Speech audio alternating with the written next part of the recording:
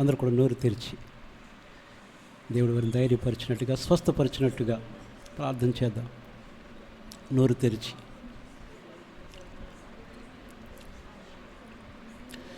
మహోన్నతుడా, ప్రేమ కలిగిన మా తండ్రి, మీకు స్తోత్రములు చెల్లిస్తూ ఉదయకరణ ప్రభా, మరి ఎంతో ఆశతో నాయన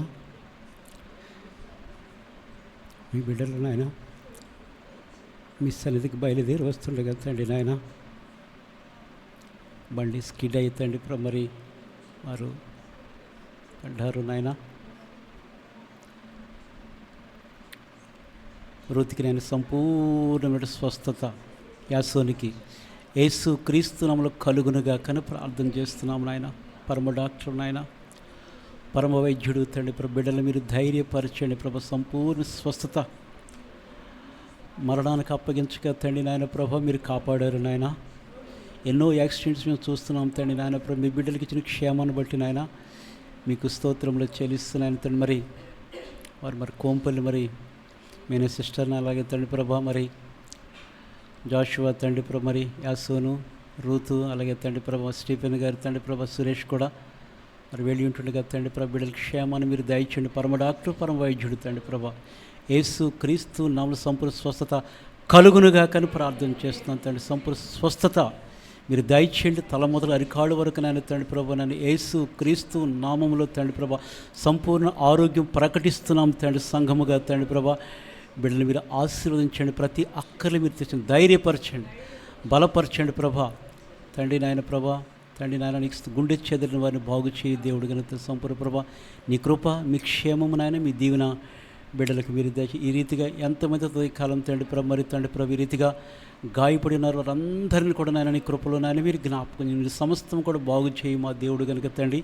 బిడ్డలు మీరు ధైర్యపరచండి, దీవించండి, మీరు ఆశీర్వదించండి ప్రభా. బిడ్డలు సంఘముగా మీ చేతులకు అప్పగించుకుంటూ అక్కలు మీరు తీర్చండి, తోడుగుండండి నాయన. పరమ డాక్టరు, పరమ వైద్యుడు మీరు ప్రభా మీరు స్వస్థపరచండి, నమ్ముచు బిడ్డ మీరు ధైర్యపరచండి. మీకు స్తోత్రములు చెల్లిస్తూ మరొకసారి మమ్మల్ని అందరినీ మీ దీవెనికి అప్పగించుకుంటూ జరుగుతున్న ప్రభా సమయం అంతా కొడతాను ప్రభా. మీకు మహిమకరంగా మాకు దీవెనకరంగా సహాయం ఇచ్చే నీకు స్తోత్రములు చెల్లిస్తూ బిడ్డలు మీ చేతులకు అప్పగిస్తూ యేసు క్రీస్తు నామములో అడుగుచున్నాం తండ్రి, ఆమేన్. దేవుని నామానికి మహిమ కలుగునుగాక. దేవుడు వారిని ధైర్యపరిచినట్టు, వారి అక్కర్లు తీర్చబడినట్టు వారి యొక్క ఆరోగ్యం కొరకు కూడా ప్రార్థన చేయండి. హల్లెలూయా. దేవునికి వాక్యం ధ్యానం చేసుకుందాం. కీర్తనలు 92వ అధ్యాయము 12 నుంచి 15 వరకు చదువుకుందాం. నీతిమంతులు ఖర్జూర వృక్షము వలె మొవ్వవేయుదురు, లెబనోను మీది దేవదారు వృక్షము వలె వారు ఎదుగుదురు. యెహోవా మందిరంలో నాటబడిన వారై వారు మన దేవుని ఆవరణములలో వర్ధిల్లుదురు. నాకు ఆశ్రయదుర్గమైన యెహోవా యథార్థవంతుడనియు ఆయన యందు ఏ చెడుతనము లేదనియు ప్రసిద్ధి చేయుటకై వారు ముసలితనమందు ఇంక చిగురు పెట్టుచుందురు, సారము కలిగి పచ్చగా నుందురు.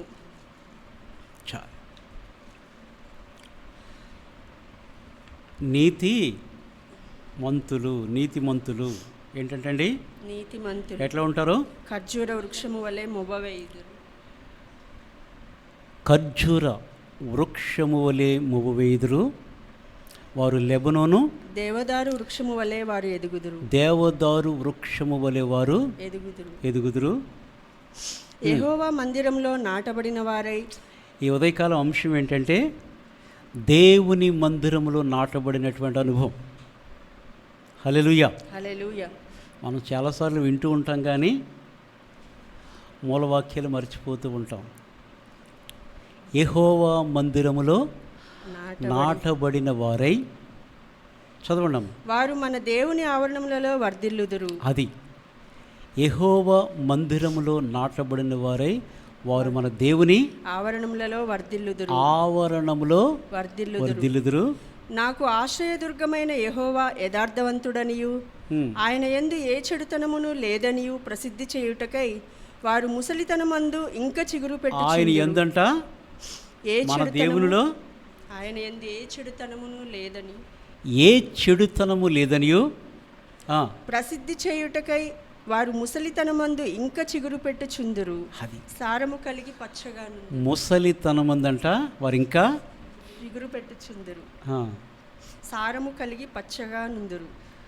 సారము కలిగి, వృద్ధాప్యం వచ్చిన ఆత్మీయ జీవితంలో సారము కలిగి పచ్చగా ఉంటారంట. హల్లెలూయా. హల్లెలూయా.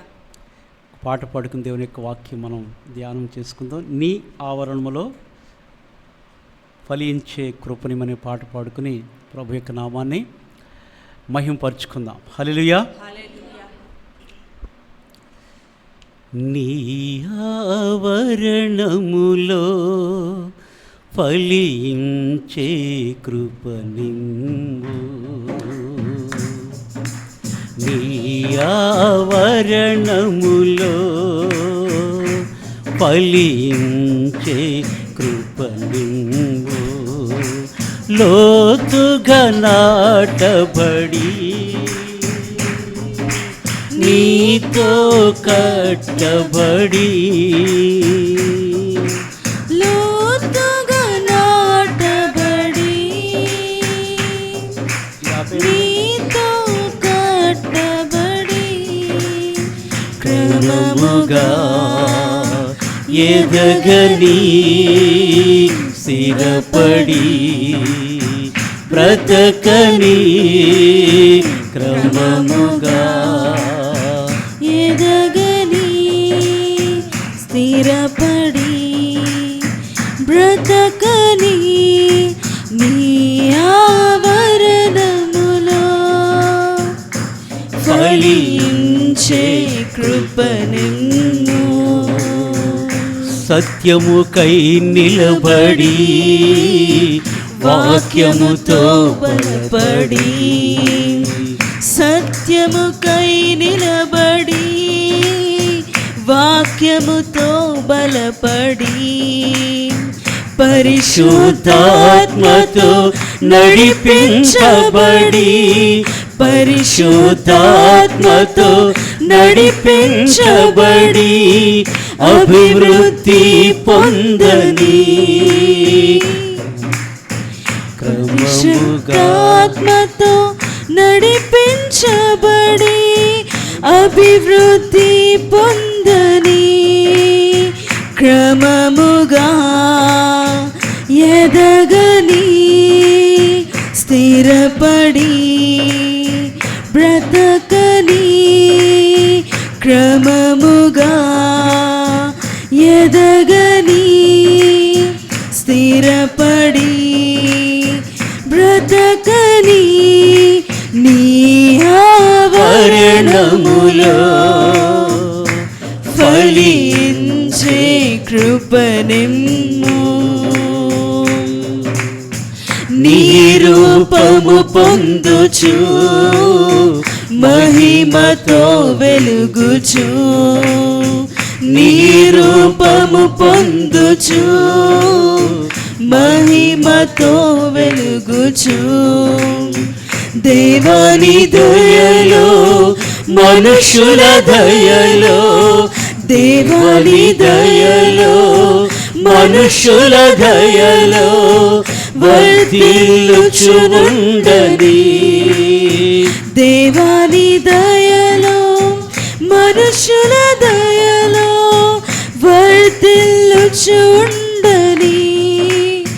క్రమముగా ఎదగని స్థిరపడి బ్రతకని, క్రమముగా ఎదగని స్థిరపడి బ్రతకని, నీ ఆవరణములో ఫలించే కృపనిమ్ము, చేపట్టిన నమ్మిక జారిపోనీయక, చేపట్టిన నమ్మిక జారిపోనివక, అంతము వరకు కాపాడుకొనే ధైర్యము వరకు కాపాడుకొనే ధైర్యముతో నిండని, అంతము వరకు కాపాడుకొనే తో నిండని క్రమముగా ఎదగని స్థిరపడి బ్రతకని క్రమముగా ఎదగని స్థిరపడి బ్రతకని నీ ఆవరణములో ఫలించే కృప నిమ్ము నీ ఆవరణములో ఫలించే కృప నిమ్ము లోతుగా నాటబడి నీతో కట్టబడి లోతుగా నాటబడి నీతో కట్టబడి క్రమముగా ఎదగని స్థిరపడి బ్రతకని క్రమముగా ఎదగని స్థిరపడి బ్రతకని నీ ఆవరణములో ఫలించే కృప నిమ్ము. హల్లెలూయా. కొరహు కుమారులు కోరుకున్నట్టుగా నీ బలిపీఠము యొద్ద పిచ్చుకలకు నివాస స్థలము దొరుకును, వాన కోవిలకు గూడు పీఠము గూటి స్థలము దొరికినది. నీ మందిరం నివసించేవారందరూ కూడా ధన్యులు. ఎంత గొప్ప భాగ్యం అండి దేవుని సన్నిధిలో నాటబడుట. ఒకవేళ మనం లోతుగా నాటబడకపోతే ఏమైపోతామండి? పరిస్థితులు, శ్రమలు, శోధనలు మన మీద దాడి చేసినప్పుడు తొలగిపోతాం. నాటబడాలి. దేవుని చేత మనము నాటబడిన అనుభవం మనకు ఉండాలి. పై భక్తి, ఏదో రక్షించబడ్డాం, బాప్తీసం తీసుకున్నాం, పరలోకం అనుకుంటే కాదండి. మనము అనేకమైన శ్రమలను అనుభవించి ఆ పరలోక రాజ్యం మనం ప్రవేశించాలంటే ఈ లోకంలో మనం అనేకమైన శ్రమలను మనము అనుభవించాలి. అపోస్తలులు అయితే వారు చిరఛేదనం చేయబడ్డారు, సిలువ వేయబడ్డారు, హతసాక్షులయ్యారు.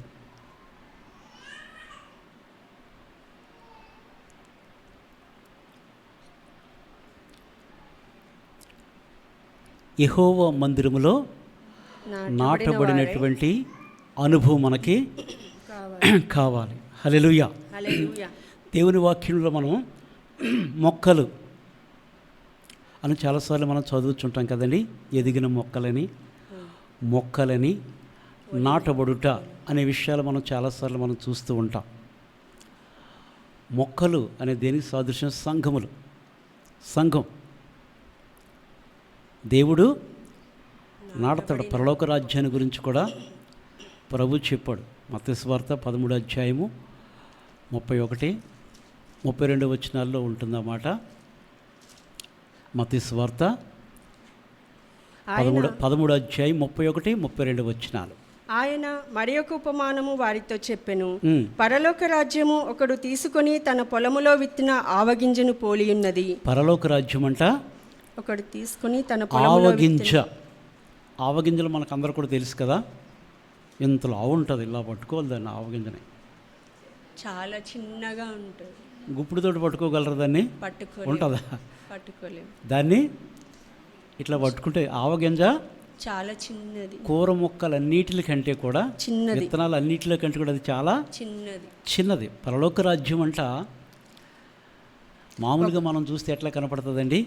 అమ్మో పరలోకమా అన్నట్టు అనిపిస్తుంది. కానీ పరలోక రాజ్యాన్ని ఒక ఉపమానంతో ప్రభు పోల్చింది. ఏంటంటే పరలోక రాజ్యం అంట ఒకడు తీసుకొని తన పొలములో విత్తిన ఆవగింజను పోలి, పొలములో విత్తినటువంటి ఆవగింజను పోలి, సీడ్, ఆ విత్తనం ఏదైతే ఉన్నదో అదంట ఆవగింజను పోలి ఉన్నది.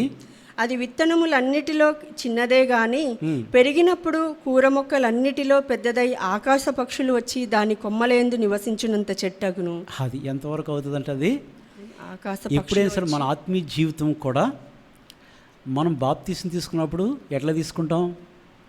చనిపోయాం తిరిగి లేచామని తీసుకుంటాం. సస్తేన మరణంలో నుంచి జీవం వస్తుంది. అలాగే విత్తనము కూడా సస్తేనే కానీ దాంట్లోంచి ఆ యొక్క మొలక అనేది ఆ యొక్క అంకురము లేదా ఆ చెట్టు అనేది రాదు. విత్తనం చావాలి, భూమిలో పడి చావాలి. అలాగే ప్రభువు కూడా ఒక ఉపమానం చెప్తారు. యోనాను గురించినటువంటి ఉపమానం తప్ప మరి మీకు ఏది కూడా యోనా ఏ రీతిగా 3 రాత్రింబవళ్ళు ఆ యొక్క మత్స్యం తిమింగలము కడుపులో ఏ రీతిగా, అలాగే మనుష్య కుమారుడు కూడా 3 దినములు భూమిలో, అప్పుడు ఆయన 3వ దినమందు ఆయన పునరుద్ధానుడై విత్తనం చస్తేనే కానీ దాంట్లోంచి ఫలం అనేది రాదు. మనం జీవిస్తున్నాము అని అంటే యేసుక్రీస్తు అనే విత్తనం నీ కొరకు నా కొరకు మరణించి మొలకెత్తినందుకు మనం ఇప్పుడు దేవుని సన్నిధికి మనము వచ్చాం. ఆయన పునరుద్ధానుడైనందుకే మనం వచ్చాం. హల్లెలూయా.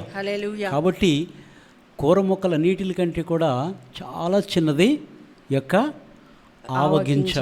మార్కు సువార్త 4వ అధ్యాయము 30 నుంచి 32 వరకు అయ్యే మాటలు ఉంటాయి. మార్కు సువార్త 4వ అధ్యాయము 30 నుంచి 32 వరకు. మరియు ఆయన ఇట్లా నేను దేవుని రాజ్యమును ఎట్లు పోల్చేదము, ఏ ఉపమానముతో దానిని ఉపమించేదము, అది ఆవగింజను పోలి ఉన్నది.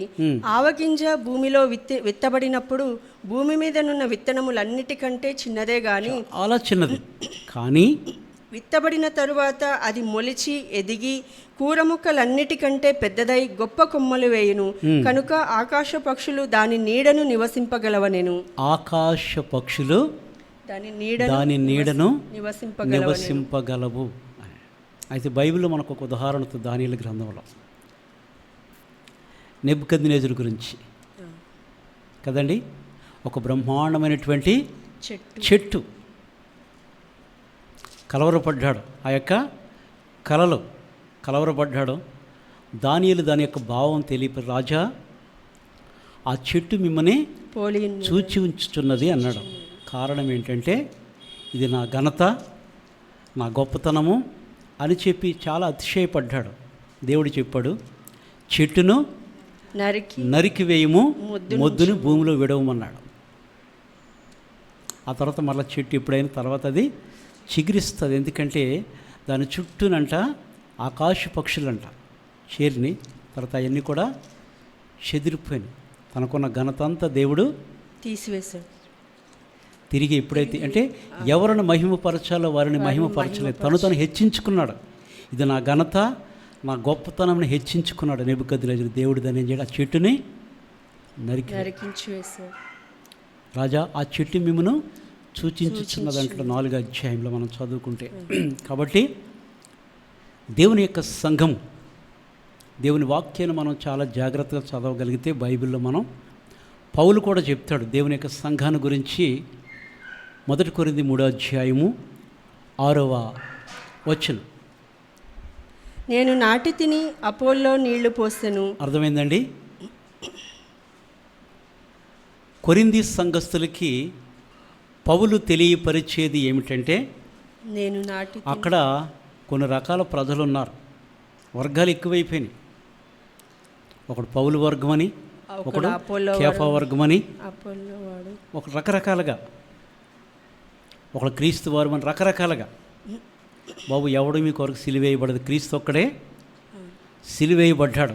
ఏ పాస్టర్ సిలువేయబడాలి, లేకపోతే ఏ విశ్వాసి పెద్ద సిలువేయబడాలి, ఎవరు కూడా ఆయన ఒక్కడే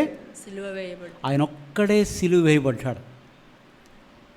అందుకే పౌలు అంటాడు, నేను పునరుద్ధానుడైన క్రీస్తును నేను ప్రకటించుచున్నాను అన్నాడు. నేను నాటి తిని ఆ యొక్క సంఘాన్ని నేను ఒక మొక్క వలె, ఒక విత్తనము వలె నేను నాటి తిని, అపోల్లో నీళ్లు పోసెను. అపోల్లో పరిచర్య చేశాడు అనుకోండి. ఒకరు స్థాపించారు, ఒకరు పరిచర్య చేశారు. జీవితకాలం ఉండరు కదా సేవకులు, విశ్వాసకులు జీవితకాలం ఉండడు. మనకు పట్టుదల చాలా ఉంటాయి. మేము వాళ్ళ మనుషులు, మేము వీళ్ళ మనుషులు, వాళ్ళు చెప్పి తినేదేంటి, వీళ్ళ చెప్పి తినేదేంటి అనుకుంటూ ఉంటాం. మనలో ఏమీ లేదండి. నేను నాటి తిని అపోల్లో నీళ్లు పోసెను, అపోల్లో నీళ్లు పోసెను, వృద్ధి కలుగజేసిన వాడు దేవుడే. అది ఎవరంటండి? వృద్ధి కలుగజేసిన ఈ సంఘ స్థాపకుడు ఎవరు? దేవుడే. దేవుడు. దీని వృద్ధి కలిగజేసేది దేవుడే. దేవుడే. దీన్ని ఆశీర్వదించేది దేవుడే. మనలను ఆశీర్వదించేది దేవుడే. అది గుర్తుపెట్టుకోవాలి మనం. మహిమ ఘనత ఆయనకే చెల్లును చెల్లాలి. నేను నాటి తిని అపోల్లో నీళ్లు పోసెను, అపోల్లో నీళ్లు పోసెను, వృద్ధి కలుగజేసిన వాడు దేవుడే. వృద్ధి కలిగి చేసిన వాడు దేవుడే. నాటువానిలో కానీ నీళ్లు పోయువానిలో కానీ ఏమీ లేదు. అక్కడ అండర్లైన్ ఏమీ లేదు. ఆ ప్రవక్తలు ఏమీ లేదు, ఆ అపోస్తులు ఏమీ లేదు, ఆ రెవరెండ్లో ఏమీ లేదు. చెప్పండి, ఏమీ లేదు. ఎవరిలో ఏమీ లేదు. పేర్లు ఉంటాయంటే అక్కడ ఏమీ కూడా లేదు. నాటువానిలో నాటువానిలో నేను నాటని కానీ నాలో ఏమీ లేదంటున్నాడు. అర్థమైంది మీకు? నేను నాటిదిని కానీ మా సంఘం మేము నేను నాటిదిని కానీ నేను జీరో అంటున్నాడు. అన్నాడు కదా, నాటువానులో కానీ నీళ్లు పోయువానిలోనే నీరు పోయేవాళ్ళు ఏమీ లేదు, కానీ నాటువాడును నీళ్లు పోయువాడును ఒక్కటే. ఇద్దరు ఒకటే. దేవునిలో నాటబడినటువంటి అనుభవం. బైబిల్లో కొందరు వ్యక్తులను జ్ఞాపకం చేస్తాను, మనకు అందరికీ తెలుసు. తెలిస్తే చెప్తే అర్థమైపోద్దిలే కదండి. యోబును చూద్దాం మనం కదా. యోబు దేవుని చేత మంచి సాక్ష్యం పొందినటువంటి వాడు. నీతిమంతుడు, యథార్థవర్తనుడు, దేవుని యందు భయభక్తులు కలిగినటువంటి వాడు, చెడుతనం విసర్జించిన వాడు, చెడుతనమును విసర్జించాడు.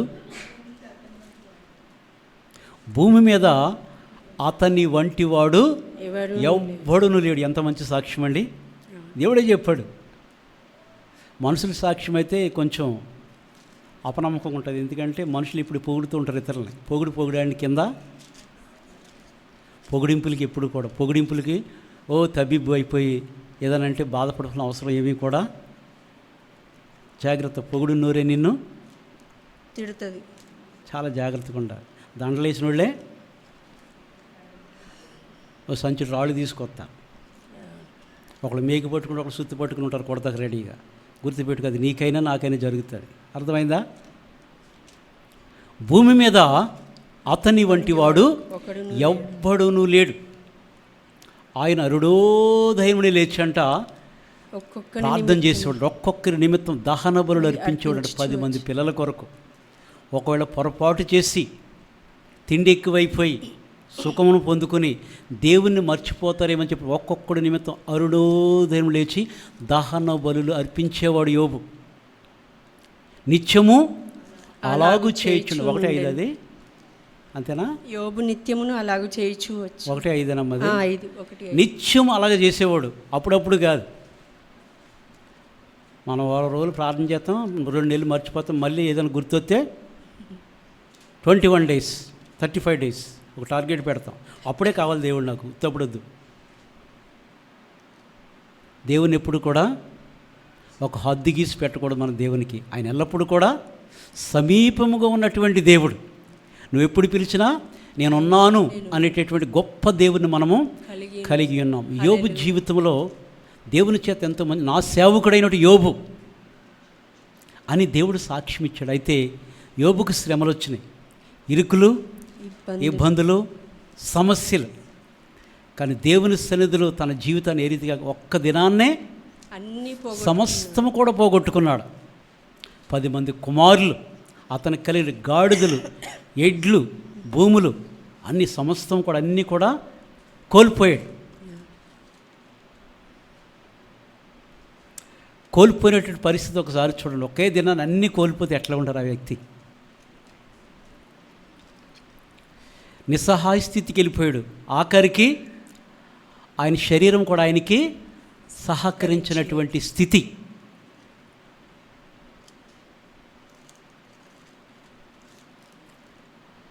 ఆ పరిస్థితులు అన్నీ కోల్పోయాడు. సాతాను వచ్చి ముట్టాడు, కురుపులతో మొత్తాడు, తల మొదలుకొని అరికాళ్ళు వరకు కురుపులతో. యోబు ఉన్నత స్థితి చూస్తే చాలా ఆశ్చర్యం అనిపిస్తుంది. యోబు ఎంత ఉన్నతముగా బ్రతికాడు. ఎప్పుడు తెల్లని వస్త్రాలు వేసుకునేవాడంట. ఆయన ఇల్లు దిగి కిందకు వస్తున్న అందరూ కూడా ఆయనకి ఎదురుగా ఇలాగ అంటూ ఉండేవారంట. ఎప్పుడు కూడా అంత ఉన్నత స్థితిలో బ్రతికాడు యోబు మాటల కొరకు ప్రజలు ఎదురు చూసేవారంట. యోబు యొక్క మాటల కొరకు ప్రజలు వేచి ఉండేవారు. అంత గొప్ప స్థితిమంతుడు, అంత గొప్ప స్థితి కలిగినటువంటి వాడు. సాతాను వచ్చి ముట్టిన తర్వాత తల మొదలుకొని అరికాళ్ళు వరకంట కురుపులు, మామూలుగా కాదు. 7వ అధ్యాయము 5వ వచనం చదవండి. యోబు గ్రంథము 7వ అధ్యాయము 5వ వచనం. నా దేహము పురుగులతోనూ మంటి పెళ్ళలతోనూ కప్పబడి ఉన్నది. నా యొక్క దేహము పురుగులతోనూ మంటి పెళ్ళలతోనూ కప్పబడి ఉన్నది. మన పక్కన ఉన్న వాళ్ళు ఎవరికైనా, మనతో స్నేహం చేసేవాళ్ళకి ఎవరికైనా కాళ్ళలో కానీ లేకపోతే ఎక్కడైనా ఏదైనా స్థితి బాగోనప్పుడు మన దగ్గర పురుగులు కారుతూ ఉంటే, పురుగులు తిరుగుతూ ఉంటే మన పక్కన ఎవరైనా ఉంటారా? ఉండరు. మాటలు చెప్తారు అంతే, ఉంటారా? అసహించుకోరు. ఎంతైనా లోపల కొంచెం పక్కకే జరుగుతారా, జరగరా? యోబు యొక్క దేహం అంట, ఆ నీతిమంతుని యొక్క దేహం. దేవుడే చెప్పాడు కదా, నీతిమంతుడు భక్తిపరుడు, యథార్థపరుడు, చెడుతనము లేనటువంటి వాడు, దేవుని యందు భయభక్తులు కలిగి ఊజు దేశములో. యోబంతా గొప్పవాడు ఎవరు కూడా లేరు. అంత ధనవంతుడు, అంత భక్తిపరుడు. అతని యొక్క స్థితి చూస్తే ఇప్పుడు నా దేహము పురుగులంట, దేహము పురుగులతోనూ మంటి పిల్లలతోనూ కప్పబడి ఉన్నది. బా, నా చర్మము మాని మరలా పగులుచున్నది. అది చర్మము మాని మరలా పగులుచున్నది. పగులుచు ఉన్నదంటే ఆ స్థితి ఒకసారి చూడండి. దేవుని కొరకు నిలబడిన వారి జీవితాలు బైబిల్లో మనం చూస్తాం. ధనవంతుడిని, లాజరుని కూడా చూస్తాం కదండి.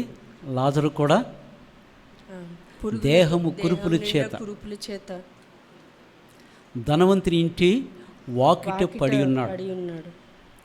కుక్కలు వచ్చి ఆయన యొక్క కురుపులంట నాకుతున్నాయి, కానీ ఒక్క మాట కూడా దేవునికి వ్యతిరేకంగా లాజరు పలకలేదు.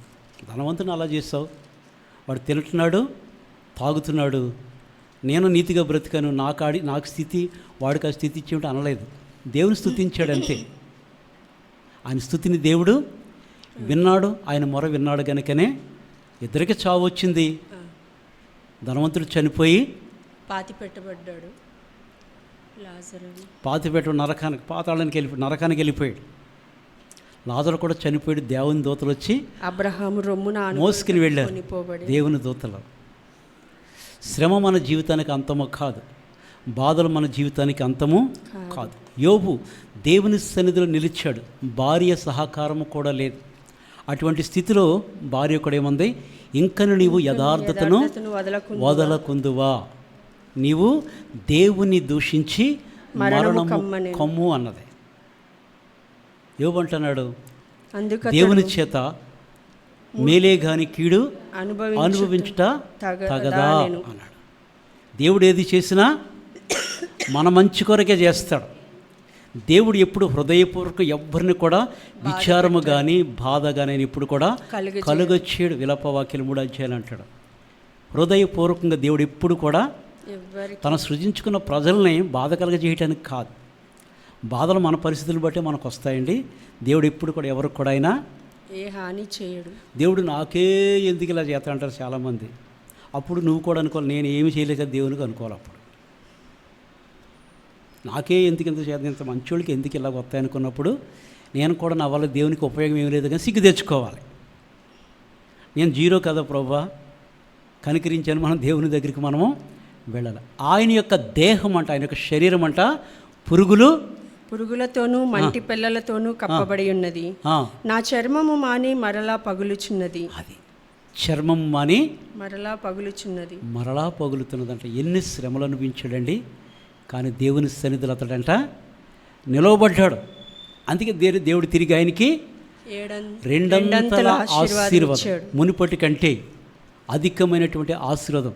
42:10 అంటాడు కదా, 42:10 యోబు 42. మొదట ఆశీర్వదించిన దానికంటే కూడా రెండంతల ఆశీర్వాదం. మరియు 12 యెహోవా యోబును మొదట ఆశీర్వదించినంత కంటే మరీ అధికముగా ఆశీర్వదించెను. అది నిలిచాడు.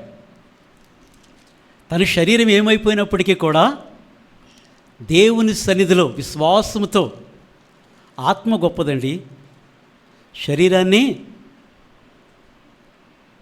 ఆత్మను నరకంలో పడుచేయడానికి మనం ఎక్కువగా భయపడాలి.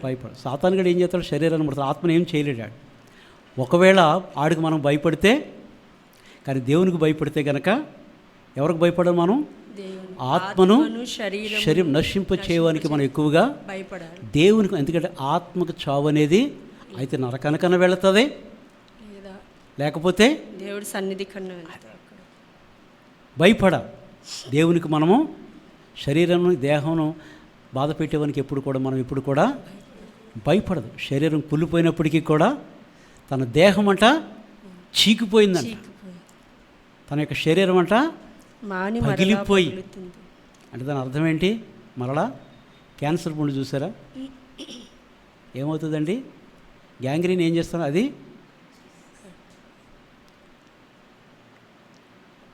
ఈ దేహం కొరకు ఎప్పుడు కూడా మనము భయపడకూడదు. దేవుని కొరకు నిలవాలి అంటే దేవుని యొక్క నామాన్ని మనం ఎక్కువ సుఖం కోరుకుంటూ ఉంటాం. అంత్య దినాల్లో ప్రజలు ఎలా ఉంటారంటే పౌలు చెప్తాడు, 2 తిమోతి 3వ అధ్యాయం తీయొద్దు కానీ 3వ అధ్యాయం మొదట 5వ వచనం మనం చూసాం కదా, అంత్య దినాల్లో అపాయకరమైన కాలాలు వస్తాయి. జనులు స్వార్థప్రియులు, బింకములు ఆడువారు. ఎవరంటండి అంత్యదినంలో ప్రజలు ఎట్లా ఉంటారంటే,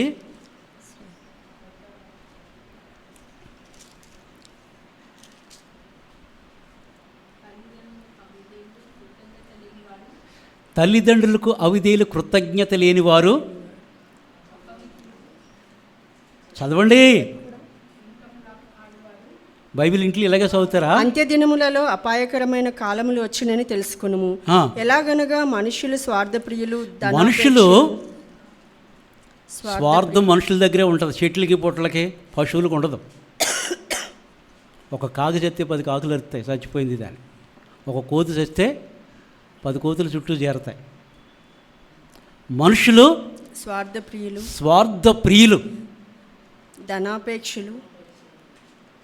ధనాపేక్ష అదే గొప్ప.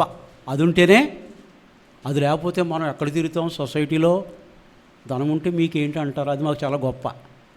నీ ధనం తాగలయ్యా, అన్నం పెడుతుంది ధనం, ఆకలి తీరుస్తుందా, నిన్ను ఇంకా హెచ్చిస్తుంది. తప్పుగా ధనం ఉంటాం, అది ఎంతవరకు అంతవరకు. అది అర్థమైందండి. డబ్బు ఉందో కాదని 3 గిన్నెలు 6 గిన్నెలు 60 తిని చస్తాడాడు. ఎంతవరకు తినాలో దేవుడు తృప్తినివ్వాలి. స్వార్థప్రియులు, ధనాపేక్షులు, బింకములు బెగబట్టడం ఎక్కువ ఉంటారు. అహంకారులు, అహంకారులు, దూషకులు, తల్లిదండ్రులకు అవిధేయులు. ఇది ఇంకా డేంజర్ కదా. తల్లిదండ్రులకు అవిధేయులు, కృతజ్ఞత లేనివారు, అపవిత్రులు, అనురాగరహితులు, అతిద్వేషులు, అపవాదకులు, అజితేంద్రియులు, క్రూరులు, సజ్జన ద్వేషులు, ద్రోహులు, సజ్జన ద్వేషులు, మంచిని ద్వేషించేవారు. ద్రోహులు, మూర్ఖులు, గర్వాంధులు, దేవుని కంటే సుఖానుభవం ఎక్కువగా ప్రేమించేవారు. అది దేవుడు కాదు, సుఖాన్ని ఎక్కువగా ప్రేమించేవారు. హ్యాపీగా ఉండాలి కదా. దేవుని కంటే కూడా సుఖమును ఎక్కువగా ప్రేమించేవారు పైకి భక్తి గల వారి వలె ఉండి పైకి మాత్రం నోరు తెరిచి praise lord praise lord praise, లోపల వేరే ఉంటుంది. పై భక్తి నువ్వు ప్రైజ్లాడు చెప్పినంత పెద్ద భక్తిపరుడు అని, నువ్వు ప్రైజ్లాడు చెప్పదు నువ్వు గర్విష్ఠువని కాదు, కానీ చాలా జాగ్రత్తగా ఉండాలి. పైకి భక్తి గల వారి వలె ఉండి మా ఎంత భక్తి గలవారండి దాని శక్తిని ఆశ్రయించని వారునై ఉందరు. చాలా అంత్యదినాల్లో ప్రజల రీతిగా ఉంటారు, చాలా జాగ్రత్తగా.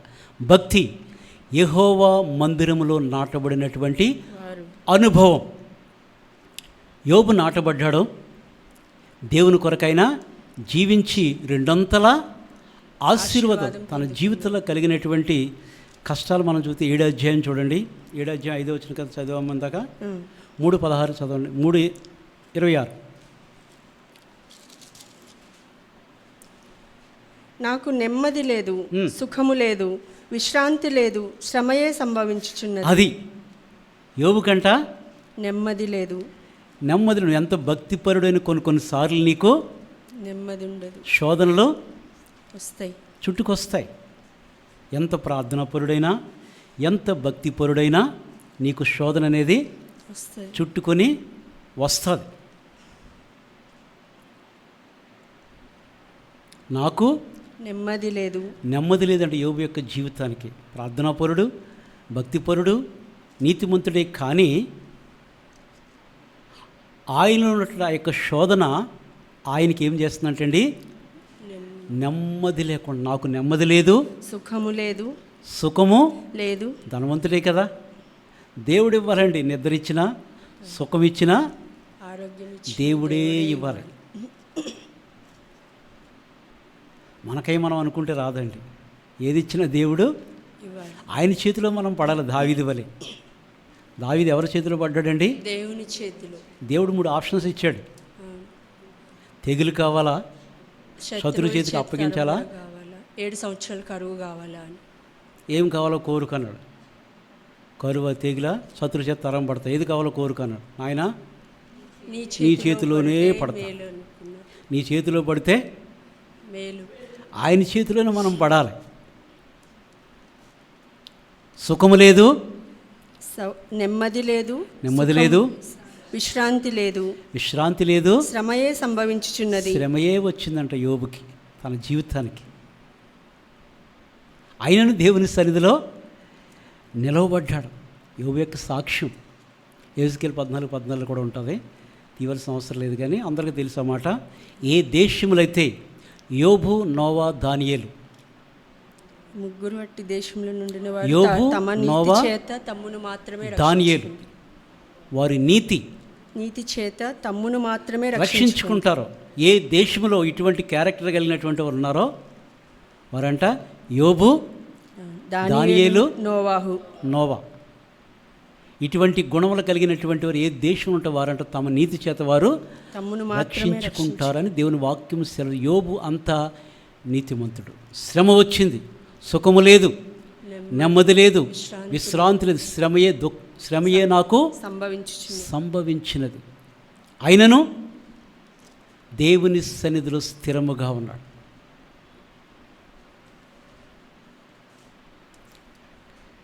యోబు గ్రంథం 4వ అధ్యాయం 6వ వచనంలో కూడా ఉంటుంది కదా, నీ భక్తి నీకు ధైర్యము పుట్టించదా, నీ యథార్థ ప్రవర్తన నీ నిరీక్షణకు ఆధారం. నువ్వు యథార్థముగా ఉంటే అది నీ నిరీక్షణకు గొప్ప ఆధారం. నీ భక్తి నీకు ధైర్యము ఎప్పుడు వాళ్ళు చెప్తేనేనా, నీ భక్తి నీకు ధైర్యము పుట్టించదా.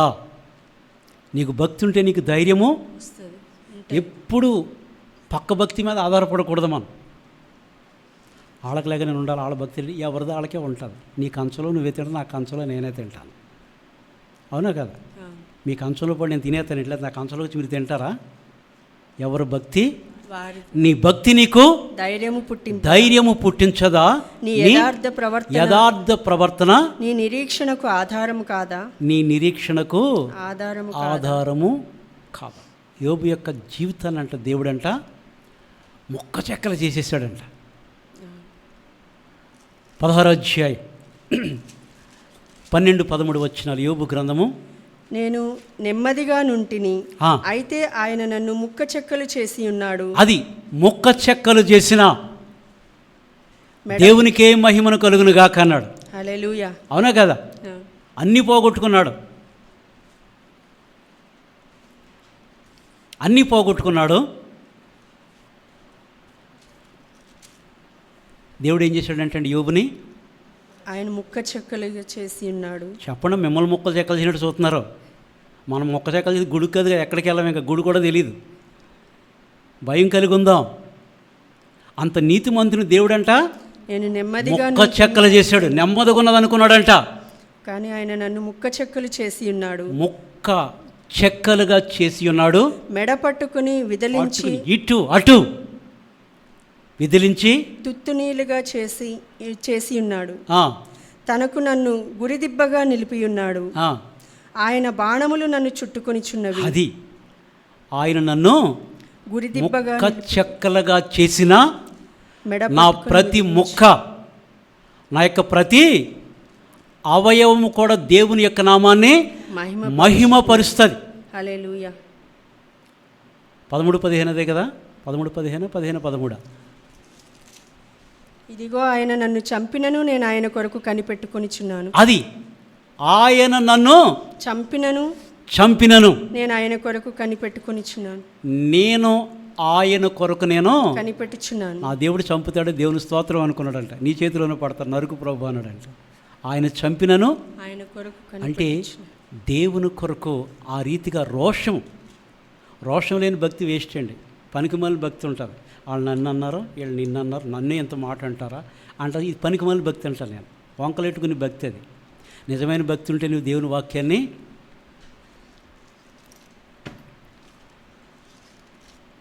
నమ్మగలుగుతావు. ఆయన చంపినను ఆయన కొరకు కనిపెట్టుకొనిచున్నాను. ఆయన కొరకు నేను కనిపెట్టుచున్నాను. ఆయన సన్నిధిని నా ప్రవర్తన న్యాయమని రుజువుపరుతును. ఎప్పటికైనా సరే నా ప్రవర్తన 100 మంది నిన్ను గురించి అనుకొని నీ ప్రవర్తన న్యాయమని నీవు దేవుని సన్నిధిలో నీవేం చేయాలంటే అండి, నిన్ను నీవు నిరూపించుకోవాలి. నాటబడ, దేవుని సన్నిధిలో నాటబడుట. లూకాసు వార్త 2వ అధ్యాయము 36-37 వచనాలు కూడా చూడండి.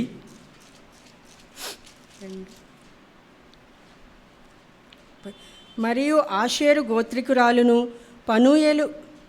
పనూయేలు కుమార్తెయునైన అన్న అను ఒక ప్రవక్త్రిని ఉండెను. అది ఎవరండి? అన్న అను ప్రవక్త్రి ఉండెను. ఒక ప్రవక్త్రి ఉన్నది. ప్రవక్త పురుషులను అంటారు, ప్రవక్త్రి అంటే స్త్రీ. అన్న అనేటటువంటి ఒక ప్రవక్త్రి. ఆమె కన్యాత్వం మొదలు 7 ఏండ్లు పెనిమిటితో సంసారం చేసి బహుకాలము గడిచినదై 84 సంవత్సరములు విధవరాలై ఉండి దేవాలయముడొక ఉపవాస ప్రార్థనలతో రేయింబగళ్ళు సేవ చేయుచుండెను. ఏం చేసిందంటండి? ఆ ప్రవక్తుల గురించి వ్రాయబడినటువంటి మాట ఏంటంటే, కన్యత్వం మొదలుకొని 7 ఏండ్లు పెనిమిటితో సంసారం చేసి బహుకాలం గడిచినదై అంటే దాదాపు 84 ఏండ్లు అంటే రేయింబవళ్ళు దేవుని మందిరములో ప్రార్థనలో ఉపవాసములతో గడిపిందంట. 84 సంవత్సరాలు. పెళ్ళైన 7 ఏండ్లకి పెనిమిటి చనిపోయినా, పెళ్ళైన 7 ఏండ్లకి పెనిమిటి చనిపోయాడు. దాదాపు 110-115 సంవత్సరాలు ఉంటాయి ఇంకా లెక్కేసుకుంటే వయసు. అంతే కదా? పెళ్ళయింది, 7 ఏండ్లకి భర్త చనిపోయి, 7 ఏండ్లు పెళ్లి కాకముందు వయసు 84 ఏండ్లు విధవరాలుగా ఉండి దివారాత్రములు దేవుని మందిరములు ప్రార్థనలతోనూ ఉపవాసములతో గడిపింది. ప్రభువుని చూసే గొప్ప భాగ్యాన్ని ఆమె పొందుకున్నది. దేవుని యొక్క సన్నిధిలో నిలవబడుట, నాటబడుట అంటే అది అందరి వల్ల కాదండి. బైబిల్ పట్టుకున్న ప్రతి వాళ్ళు కూడా మేము నిలబడ్డాం, నాటబడ్డాం అని అనుకుంటే కదా. మాటలతో గడపొద్దు. దైవత్వాన్ని ఎప్పుడు కూడా భయముతో, వణుకుతో, మన యొక్క రక్షణను మనము కాపాడుకోవాలి.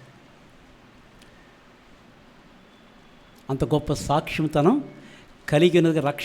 రక్షకుని చూసే భాగ్యం తనకే దొరికింది. సుమయోనికి తనకి దేవుణ్ణి ఆ యొక్క 9వ దినమందు సున్నత చేయటానికి తీసుకొచ్చినప్పుడు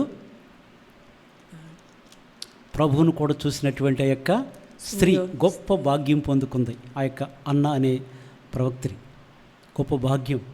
దేవుని మందిరములో నాటబడుట, దేవుని మందిరములో నిలుచుట, దేవుని కొరకు ఫలించుట. ఫలించేవారు ఎట్లా ఉంటారంటండి?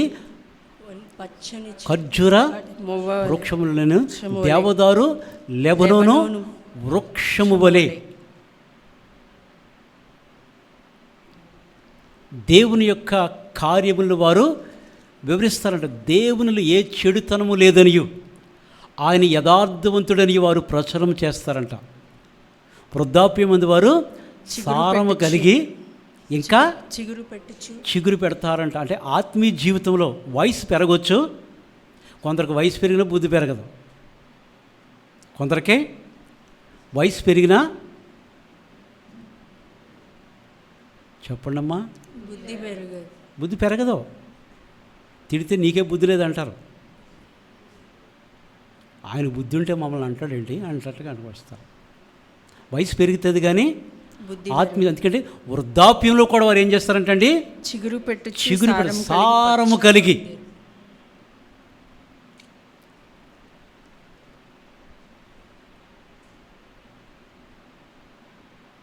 అరవై 11 మనం ఎప్పుడు చదువుకుంటాం కదా.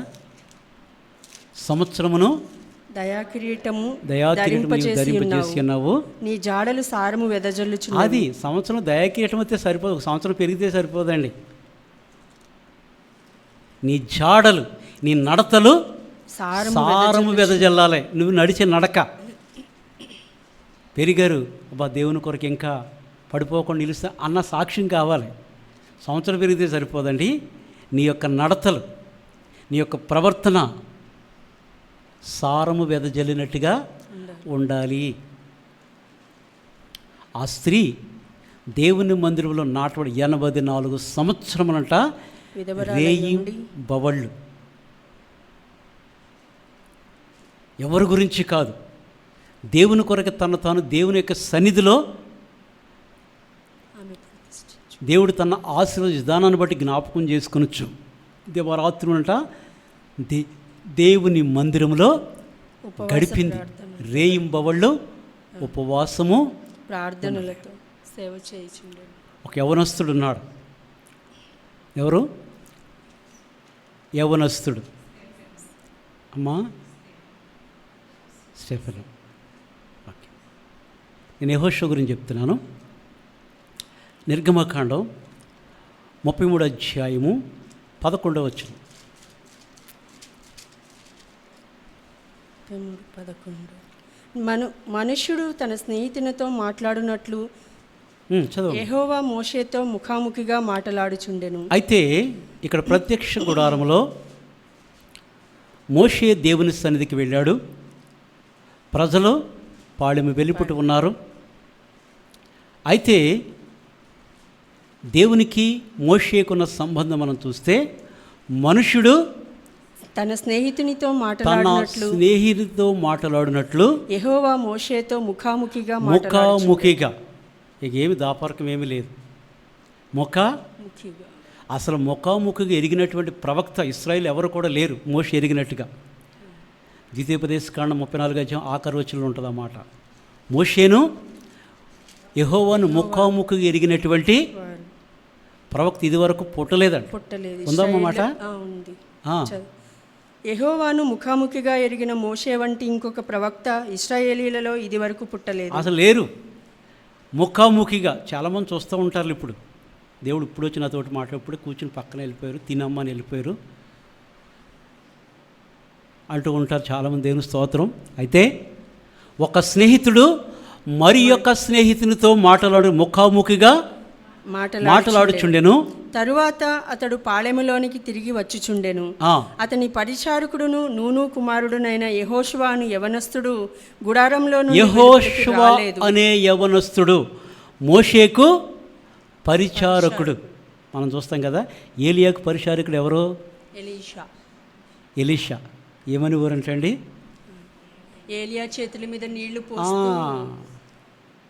ఎంత సింపుల్గా మాట్లాడారండి. ఎట్లా అంటే ఏలియా ఏలియా భోజనం చేస్తే చేతుల మీద ఎంగిల్ ప్లేట్లు తీసిపోయాడు అన్నట్టుగా అనుకునేవారంట. అది చీప్ కాల్ అంటే అది తక్కువగా మాట్లాడతారు చూసారా.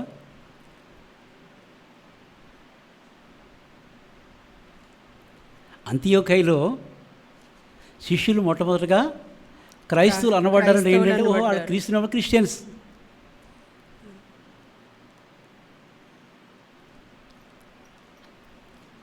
మోషే పరిచారకుడును నూను కుమారుడునైన యెహోషువను యవనస్తుడు గుడారంలో నుండి వెలుపలికి రాలేదు. గుడారములో నుంచి వెలుపలికి రాలేదు. తన యొక్క సేవకుడు కొరకు కనిపెట్టుచు దేవునితో మోషే మాట్లాడుతుంటే ప్రార్థనలో గడుపుతూ ఉంటే అతని పరిచారకుడు యెహోషువ ఏం చేయడంటే అండి, కనిపెడుతూ ఉన్నాడు. మనమైతే ఊరంతా తిరుగుతాం. అలా తిరిగితే గొప్ప ప్రజల్లో ఇలా తిరిగితే ఎంత పనులు చేస్తున్నారు.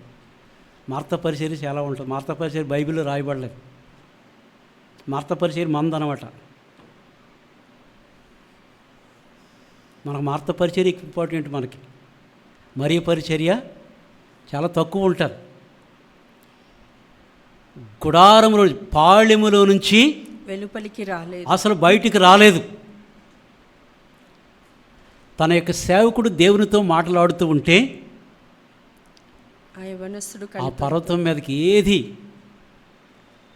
ఏది కూడా ఎక్కకుండా చాలా జాగ్రత్తగా కాపాడుకుంటూ తన యొక్క సేవకుని కొరకంట కనిపెట్టాడు.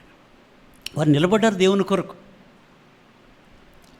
13-14 కూడా చూస్తే అదే అధ్యాయం మనం చూస్తే కనుక మోషేని దేవునికి మరి పాలు తేనెలు ప్రవహించే దేశం నడిపిస్తాను, అబ్రహాం ఇస్సాకు యాకోబుతో ఏదైతే నిబంధన చేశానో ఆ పాలు తేనెలు చేసి ప్రవహించే దేశానికి మీరు వెళ్ళాలి కాబట్టి అయినా మీరు జాగ్రత్తగా అయితే మిమ్మల్ని సంహరిస్తానని దేవుడు 33 అధ్యాయులు మనం చదువుకుంటే బాగా అర్థమవుతుంది.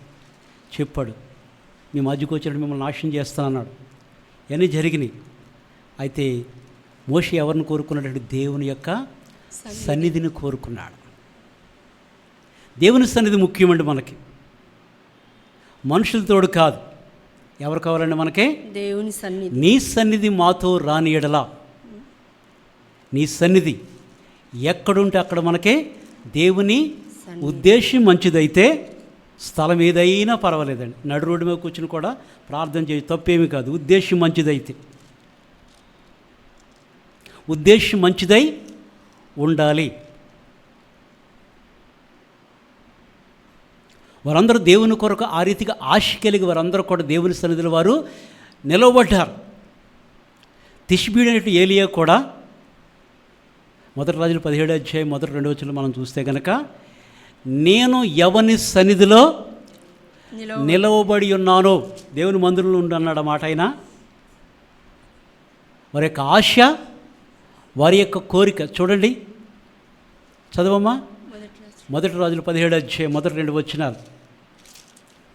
అంతటా గీలాదు కాపురస్తుల సంబంధియును తిష్బీయుడునైన ఏలియా ఆహాబునొద్దకు వచ్చి, ఎవని సన్నిధిని నేను నిలవబడి ఉన్నానో ఇశ్రాయేలు దేవుడైన ఆ యెహోవా జీవము తోడు నా మాట ప్రకారము గాక, ఎవని సన్నిధిలో నేను నిలవబడి ఉన్నాము నాను. ఎంత చక్కని మాట అండి. అందుకే దేవుని సన్నిధి మనకి కావాలి. దేవుని సన్నిధిని మనము కోరుకోవాలి. దేవుని యొక్క ప్రసన్నతను మనం ఎప్పుడు కూడా కోరుకోవాలి. దావీదు కూడా కోరుకున్నాడు 27 కీర్తన 4వ వచనంలో. 27వ కీర్తన 4వ వచనం చదవండి ఒకసారి. యెహోవా యొద్ద ఒక్క వరము అడిగి తిని దానిని నేను వెదకుచున్నాను, యెహోవా ప్రసన్నతను చూచుటకును ఆయన ఆలయంలో ధ్యానించుటకును నా జీవితకాలం అంతయు నేను యెహోవా మందిరంలో నివసింపగోరుచున్నాను. జీవితకాలం అంతయు దేవుని మందిరములో ఆయన ప్రసన్నతను చూచుటకు, జీవితకాలం అంతయు ఆయన యొక్క చిరకాలం కూడా దేవుని మందిరములో నిలవాలని గొప్ప ఆశ. ఈ భూమి మీద ఎంతకాలం బ్రతుకుతామండి మనం? 60 లేక 70. ఇంకా అంతకన్నా ఎక్కువ వయసు ఉంటే వాటి వైభవం ఆయాసము దుఃఖము తప్ప ఇంకొకరు మనం లేపాలి తప్ప మనం ఇంకొకరు లేపలేం. అంతే కదా. వృద్ధాప్యం వచ్చేస్తే ఎప్పుడు ఒకరు సహాయం కావాలి, ఎవరో ఒకరు తోడు ఉండాలి. కేకలేసి ఈయన ఆలోచిపోతారు, రోజు అలాగరుతాడు అనుకుంటారు. ఎందుకంటే మన స్థితి అది దీనికి కాదండి. యుగములు కూడా ఆయనతో ఉంటామని నిరీక్షణ, దాని కొరకు మనం బ్రతకాలి. హల్లెలూయా. అందుకే నీ ప్రతి అణువణువున సర్వ శరీరం కూడా దేవుని యొక్క నామాన్ని మహిమపరచ. ఏమైపోయినా పర్వాలేదు. వారు దెబ్బలు తింటానికి కూడా వారు ఇష్టపడ్డారు కదండి. అపోస్తులు వారు కొట్టి ఇంకెక్కడ కూడా సువార్త ప్రకటించారు. మళ్ళీ ఇంకో చోటకి వెళ్ళి అక్కడ కూడా వెళ్ళి స్తుతిమయమన్నారు. కొట్టి బెదిరించారు. దేవునికే భయపడ్డారు కానీ మానవులకు వారు ఏమాత్రం కూడా భయపడలేదు. అందుకే మనం ఈ కాలంలో మనం నేర్చుకునేది అంటే అపోస్తుల బోధ మనం నేర్చుకోవాలి. అపోస్తుల యొక్క బోధ 4 విషయాలు చెప్పండి. అపోస్తుల బోధ గురించి, అపోస్తుల బోధ, క్రొత్త నిబంధన పరిచర్య గురించి, బోధ ఎందును, రొట్టె విరుచుట ఎందును, ప్రార్థనల ఎందును, సహవాసమందును. 4 తీసుకోండి. ఈ బిల్డింగ్ కట్టాలంటే చుట్టూ పిల్లర్స్ ఉండాలి. 4 గోడలు ఉండాలి వద్దా? 4 గోడలు ఉండాలి. ఏ గోడ పడిపోయినా అపోస్తుల బోధ ఉండాలి, రొట్టె విరుచుట ఉండాలి, సహవాసం ఉండాలి, ప్రార్థన ఉండాలి. ఈ 4 ఏది పోయినా మన ఆత్మీయ జీవితం కుంటుపడినట్టే.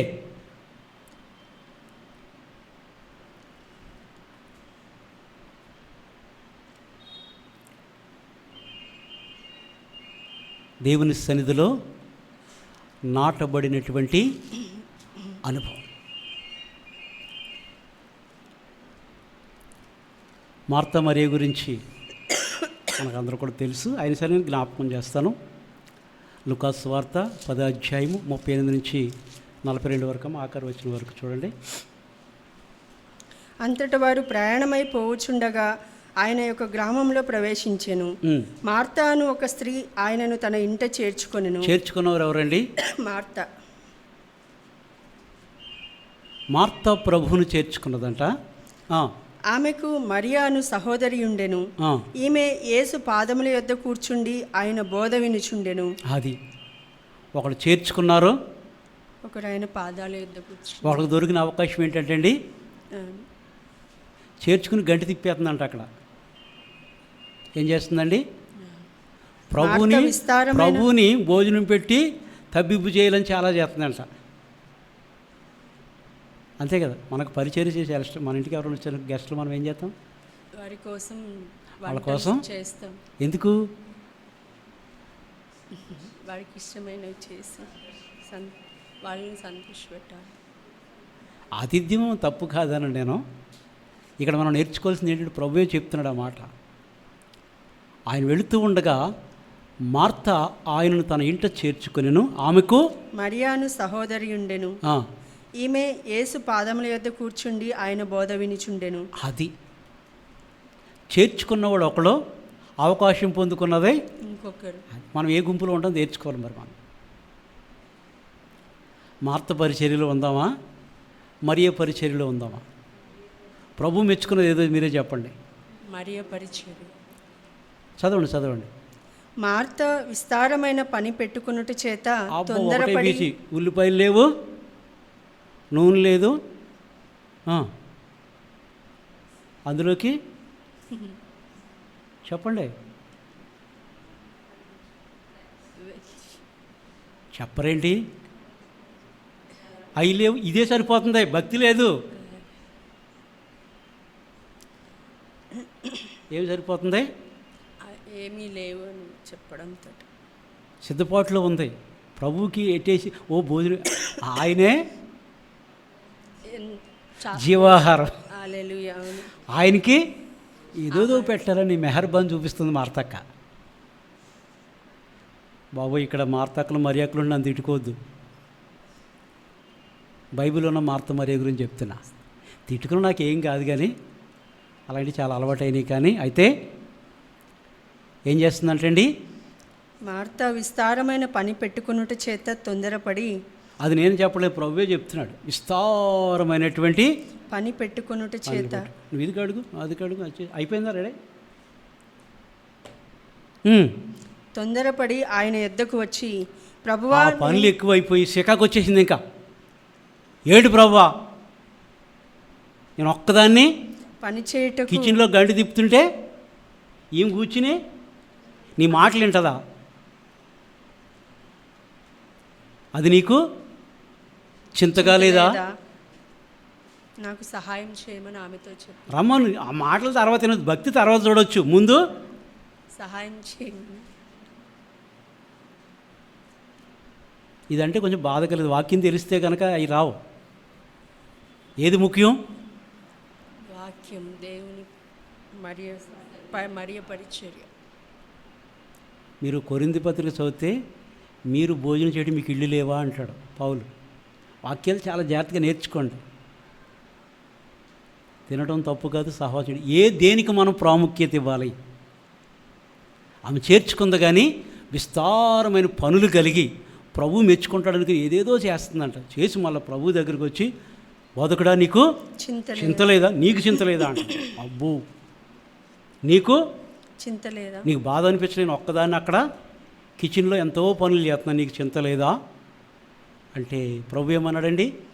అందుకు ప్రభువు, మార్తా మార్తా, నీవు అనేకమైన పనులను గూర్చి 2 సార్లు చెప్పాడు. ఓ మార్తా, మార్తా అంటే 2 సార్లు ప్రభు 2 సార్లు అన్నాడంటే చాలా తేడా ఉంటుంది. యాకోబుని ఇశ్రాయేల్ని పిలిచాడు అంటాడు అది కాదు. దాని అర్థం ఏంటంటే 2 సార్లు అన్నాడంటే నీకు వార్నింగ్ అని అర్థం. మార్తా మార్తా మార్తా అంటే నీవు అనేకమైన పనులను గూర్చి, చాలా పనుల గురించి విచారం కలిగి తొందరపడుచున్నావు అయితే కానీ అవసరమైనది ఒక్కటే. ఈ అన్ని వేస్ట్. మరి మరియా అప్పుడే తింటాము, అప్పుడే మర్చిపోతాం. నేను బిర్యానీ తిన్నా, ఇప్పుడు గుర్తుకొస్తుంది, అది అయిపోయింది. అది సాయంత్రానికి బహిర్భూమిలోకి వెళ్ళిపోద్ది. అది నువ్వు ఎంత బిర్యానీ తిన్నా ఉండదు. అది ఎంత మంచిగా తిన్నా అది అరిగి బహిర్భూమికి వెళ్తాను బైబిల్లో ఉంది. మార్కు సువార్త 7 చదువుకోండి మీరు. 7:22 నుంచి ఎక్కడ ఉంటుంది అంతా. మనం ఏది తిన్నా కానీ అది ఏమైపోద్ది అంటే అండి, బహిర్భూమిలో విడవబడుతుంది.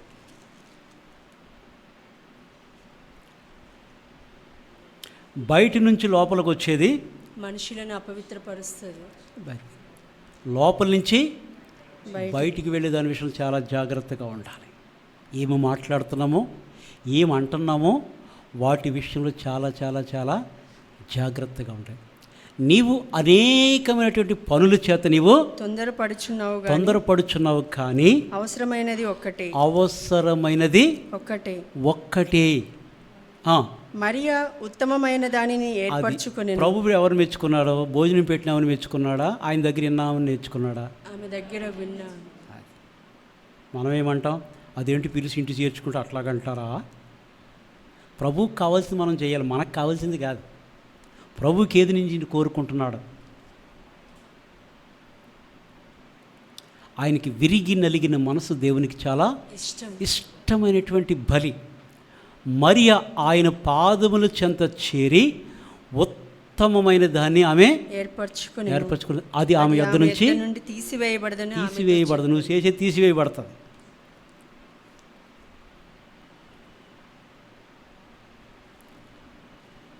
దేవుని సన్నిధిలో నిలవబడుట అనేది ఏంటంటే కొన్ని పరీక్షలు ఉంటాయి. యెహోషువ గ్రంథము 11:15 యెహోవా తన సేవకుడైన మోషేకు ఆజ్ఞాపించినట్లు మోషే యెహోషువకు ఆజ్ఞాపించెను. అది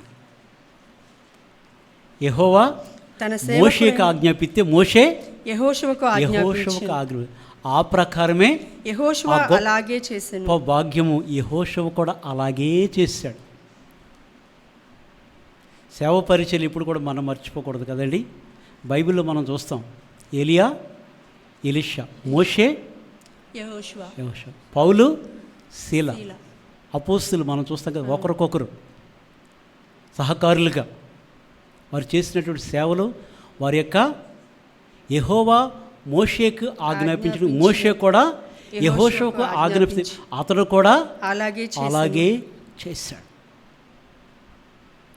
దేవుని సన్నిధిలో నిలవబడుట, దేవుడు చెప్పినట్టు వింటే గనక ఆయన మందిరం అంట నాటబడిన వారమై మనం వర్ధిల్లాలంటే దేవుని మాటలు మనము వినాలి, నాటబడాలి, వాటి ప్రకారంగా మనము నడుచుకోవాలి.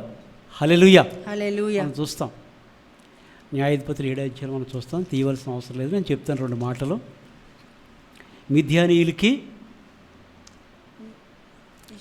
దేవుని ప్రజలు ఇశ్రాయేలు యుద్ధం జరుగుతుంది. వారి యొక్క నాయకుడు ఎవరు? యెరుబ్బయలు లేదా గిద్యోను అనండి. యెరుబ్బయలు అంటే గిద్యోనే. యుద్ధం జరుగుతూ ఉంటే దేవుడు అన్నాడు, మిద్యానీయులు మీ చేతికి నేను అప్పగించుట తగదు, ఎందుకంటే వీరు నా బాహుబలం లేకపోతే మా బాహుబలము కదా అని చెప్పి జయం పొందినప్పుడు వాళ్ళు అతిశయిస్తారేమో, కాబట్టి వారిని పరీక్షించమన్నాడు దేవుడు.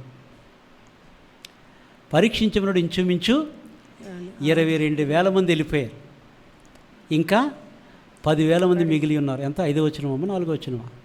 7:4. అతడు నీళ్ల యొద్దకు ఆ జనమును పైన నేను చెప్పింది 22,000 మంది, 10,000 మంది మిగిలి ఉండగా ఎంతది? 7వ అధ్యాయం అమ్మా 6వ వచనమా? చేతితో నోటికి అందించుకొని గతికిన అయితే 22,000 మంది, 32,000 మంది సైన్యం వచ్చారు. దేవుడు వాళ్ళని పరీక్షించమన్నాడు. ఇంచుమించు 22,000 మంది వెళ్ళిపోయారు, 10,000 మంది మిగిలారు. 10,000 మందిని కూడా పరీక్షించమన్నాడు దేవుడు. ఆఖరికి మిగిలింది ఎంతమంది అండి? 300 మంది. 300 మంది. దశంభాగం కూడా లేరు కదా.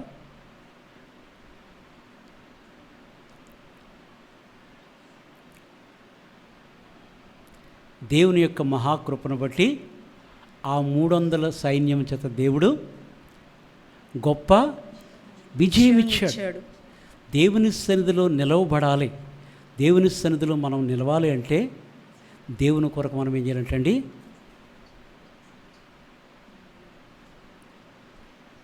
విశ్వాసం కలిగి, పరిస్థితులు మన మీద ఎన్ని దాడి చేసినా దేవుని కొరకు నిలబడాలి. ఎటువంటి ప్రాణాపాయం వచ్చినప్పటికీ కూడా దేవుని సన్నిధిలో నువ్వు ఒంటరిగా ఉండాలంటే చాలా పోరాటం చేయవలసి వస్తుంది. నీకు స్నేహితులున్నా, స్నేహితులు లేకపోయినా నీ క్యారెక్టర్, నీ గుణము, నీ శీలము చాలా జాగ్రత్తగా కాపాడుకోవాలి. నిన్నెవరు ప్రేమించినా, ప్రేమించకపోయినా, నిన్ను పలకరించకు నీ క్యారెక్టర్ మాత్రం పోగొట్టుకోవద్దు. నీ క్యారెక్టర్ పోగొట్టుకుంటే దేవుని అవమానపరిచినట్టే. చచ్చిపోతే ఇప్పుడు నష్టమేమి కాదు. ఎవరో జీవితాంతం శాశ్వతం కాదు కదా.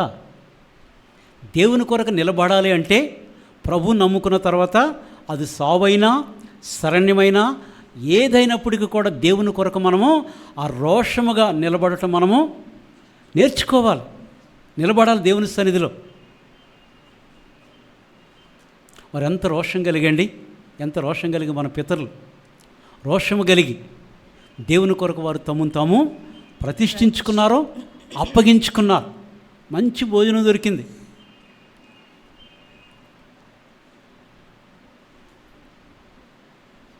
ఆ భోజనాన్ని వారు విసర్జించారు. మాకు రాజు భోజనం మాకొద్దు, మాకు కేవలము చెప్పండి శాకాహార కాయగూరల భోజనమే అడిగారంట. మనమైతే ఫస్ట్ ఎక్కడికైనా వెళ్తే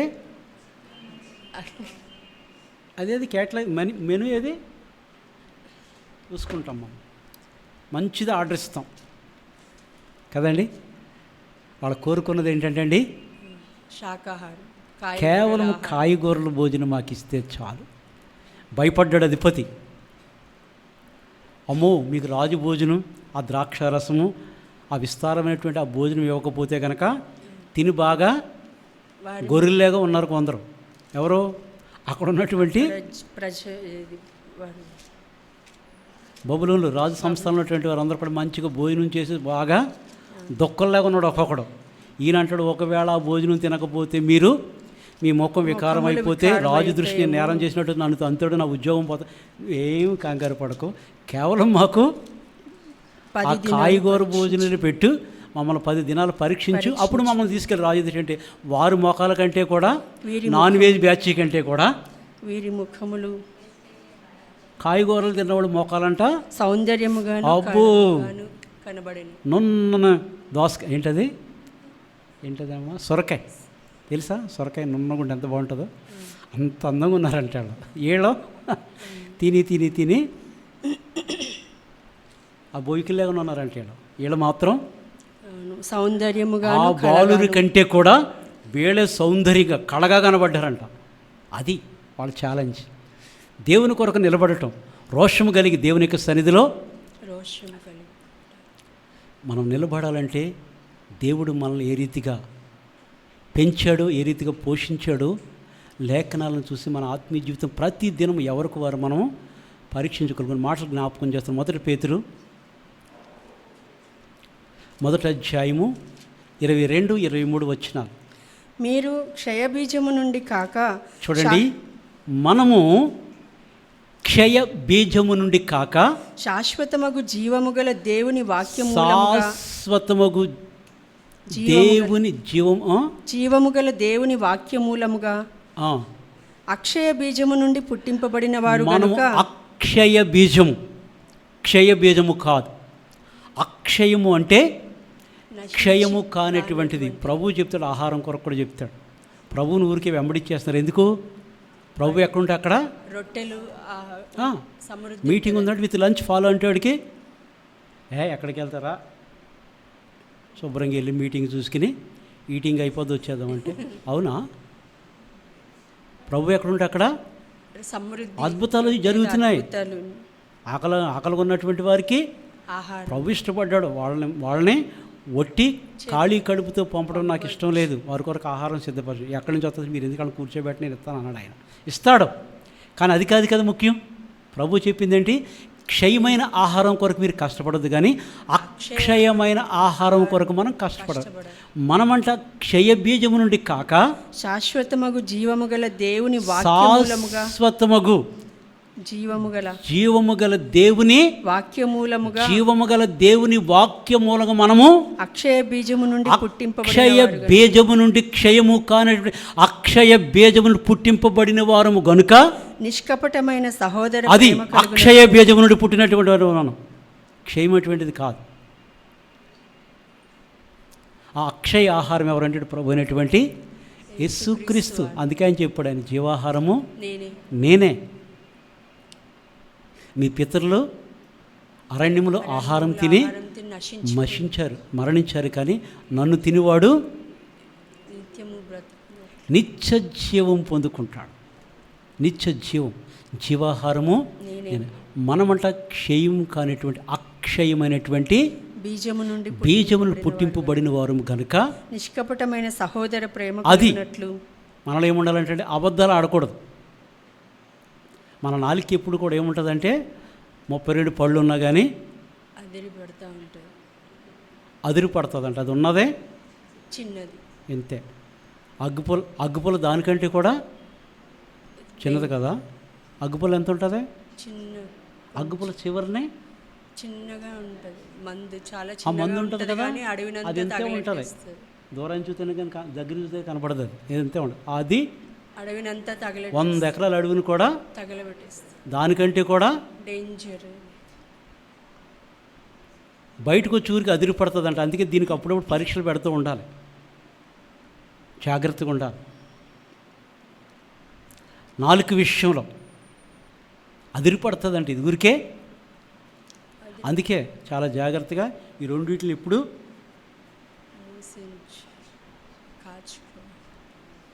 అక్కలతో మాట్లాడకపోయినా పర్లేదు, కానీ దీన్ని జాగ్రత్తగా కాచుకో. గుళ్ళోని వచ్చిన మాటలే, బయట మాటలు, అక్కడ మాటలు, ఇక్కడ మాటలు. కొన్ని దైవత్వం అయితే పర్వాలేదు, కానీ చాలా వరకు దీన్ని చాలా జాగ్రత్తగా అదుపులో పెట్టుకోవాలి.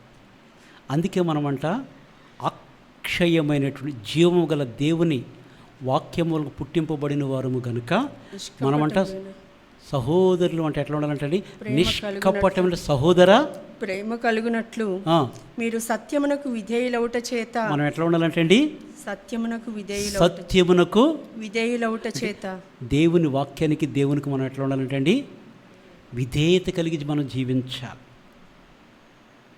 విధేయతకి మనం మాదిరి ప్రభువే. ఆయన కుమారుడేండి తాను పొందిన శ్రమల ద్వారా ఆయన విధేయత నేర్చుకున్నాడు. మన విశ్వాసం కొంచెమే కావచ్చు, దాన్ని మనం చాలా జాగ్రత్తగా ప్రభువే చెప్పాడు. విశ్వాసం అందరికీ లేదన్నాడు. అంటే కొంత గుండాగినట్టు అనిపిస్తుంది కదా. విశ్వాసము అందరికీ మీలో ఉన్నారు కానీ అందులో కొందరికే లేదన్నాడు 6వ అధ్యాయంలో యోహాను సువార్తలో. ఇంటికి వెళ్ళి చదువుకోండి, మళ్ళీ రెఫరెన్స్ ఇది టైం వేరవుతుంది. విశ్వాసం అంతా అంటే మాకు విశ్వాసం లేదా అని ఒక బ్యాచ్ అన్నారు. అవును,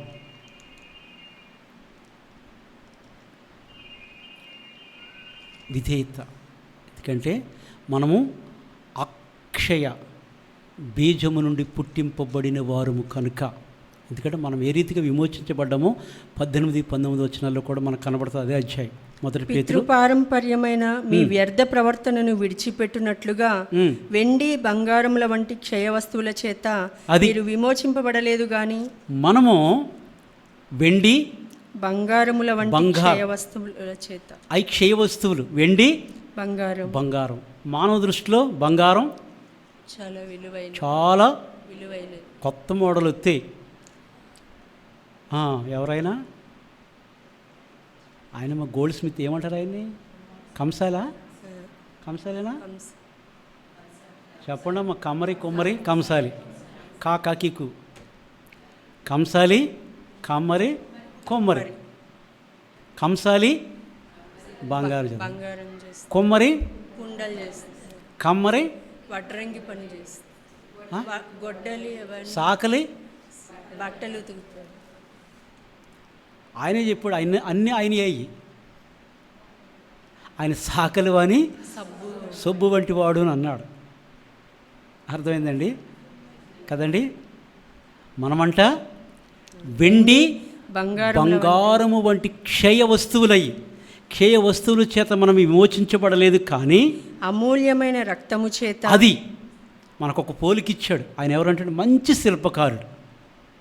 శిల్పి ఏదన్నా శిల్పము చెక్కేటప్పుడు చాలా జాగ్రత్తగా చెక్తాడు. నీ ముక్కుని కరెక్ట్గా ఇంకోలాగా చెక్తే ఇంకో రూపం వస్తుంది నీకు. అర్థమైందండి. ఆయన మంచి శిల్పకారుడైన నన్నే రీతిగా చెక్కాడో నిన్నేరు ఒకళ్ళ డిజైన్ ఒకళ్ళకి ఇవ్వడాయన. ఇక్కడ ఇంతమంది ఉన్నాం, మనమే చెప్పుకుంటాం అచ్చాళ్ళు డాడీ పోలికే, అచ్చాళ్ళు అమ్మే పోలి, మన పోలికి మనం అవన్నీ భ్రమలయ్యి ఆయనకి మనం మచ్చదెత్తాం. అచ్చా ఆయన ఒక పోలిక ఇచ్చాడు అంతే.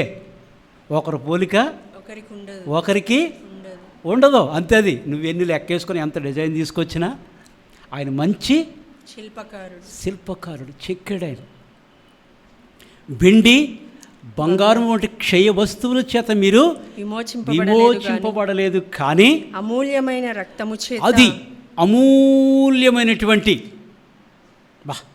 ప్రశస్తమైనటువంటి అమూల్యమైనటువంటి రక్తము చేత అనగా నిర్దోషమును నిష్కళంకమునగు. మన దేవుడు ఎవరంటే ఆయన నిర్దోషమును నిష్కళంకమునగు.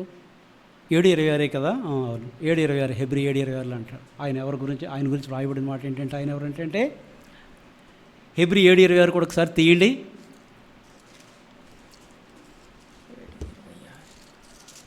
పవిత్రుడును. మన దేవుడు ఎవరంటండి? పవిత్రుడు, నిర్దోషియు. ఆయనలో ఏ దోషము కూడా లేదు. పవిత్రుడు, పరిశుద్ధుడు, నిర్దోషియు, నిష్కల్మషుడు. నిర్దోషి, అతనులో పాపులలో ఏ నిష్కల్మషము కూడా లేదు. నిష్కల్మషుడు. మనలో కళంకం ఏముంటుందండి? మనలో నన్ను స్కాన్ చేస్తే 99.999.0 కూడా ఉంటుంది నాలో నన్ను స్కాన్ చేస్తే. కానీ మన దేవుడు నిర్దోషియు నిష్కల్మషుడు. ఆయనకి ఎవరు మనం మార్కులు ఇవ్వడానికి, ఆయన 100 కాదు, కోట్లాను కోట్ల పరిశుద్ధుడు ప్రభువును ఆయన ఎంత పరిశుద్ధుడు, ఆయన నిర్దోషి నిష్కల్మషుడు, పాపులలో చేరక పవిత్రుడు, పాపులలో చేరక ప్రత్యేకముగా ఉన్నటువంటి వాడు. ఆకాశ మండలము కంటే మిక్కిలి హెచ్చైన వాడునైనా ఇట్టి ప్రధాన యాజకుడు మనకు సరిపోయిన వాడు. ఇట్టి ప్రధాన యాజకుని కింద తగిన వాడని పుట్టినట్లు ఉంటుంది కదా. ఎంత గొప్ప దేవుని మనము కలిగి ఉన్నాం. అందుకంట అమూల్యమైనటువంటి రక్తము చేతను నిర్దోషియును గొర్రెపిల్ల వంటి క్రీస్తు రక్తము చేత గొర్రెపిల్ల వంటి క్రీస్తు రక్తము చేత మనము విమోచించబడ్డాం. అందుకే మనం చాలా విమోచించబడిన ప్రజల నోటి నిండా ఎప్పుడు కూడా దేవుని స్తుతిస్తారంట. వారి నోటి నిండా కూడా నవ్వు ఉంటుందంట. వారి నోటి నిండా నవ్వు ఉంటుంది. వృద్ధాప్యం ఉంది వారు ఇంకా చిగురు పెట్టచ్చు, ఖర్జూరపు మొవ్వవలే. అందుకే దేవుని యొక్క సంఘము రాయబడిన మాటలు ఏంటంటే, మొక్క నాటబడినటువంటి మొక్క. హల్లెలూయా హల్లెలూయా. ప్రభు కూడా తన గురించి చెప్పుకుంటూ గోధుమ గింజ గురించి పలికినటువంటి మాట యోహాను సువార్త 12:24. గోధుమ గింజ భూమిలో పడి చావకుండిన ఎడల అది ఒంటిగానే ఉండును. ప్రభు చెప్తున్నాడు తన జీవితాన్ని ఒక గోధుమ గింజగా, పరలోక రాజ్యాన్ని ఆవగింజగా. అంటే బైబిల్లో ప్రభువు తన ఉపమానాలు చెప్పే విషయాల్లో మనం ఎంత నేర్చుకోవచ్చో. పరలోక రాజ్యాన్ని ఏం పోల్చాడండి? ఆవగింజ. అది కూర మొక్కల కంటే కూడా చాలా చిన్నది. అది విత్తబడినప్పుడు భూమిలో పడి చనిపోయిన తర్వాత అది పెరిగి ఆకాశ పక్షులు నివాసం ఉన్నంతగా ఎదుగుతుంది. దేవుని యొక్క రాజ్యం. ప్రభు అంటున్నాడు గోధుమ గింజ భూమిలో పడి చావకునే అది ఒంటిగానే ఉండును, అది చచ్చినడల విస్తారముగా ఫలించును. ప్రభు మరణిస్తేనే సంఘం ఉద్భవించిందండి. హల్లెలూయా. ఆయన మరణించే మనకు ఆయన జీవాన్ని ఇచ్చాడు.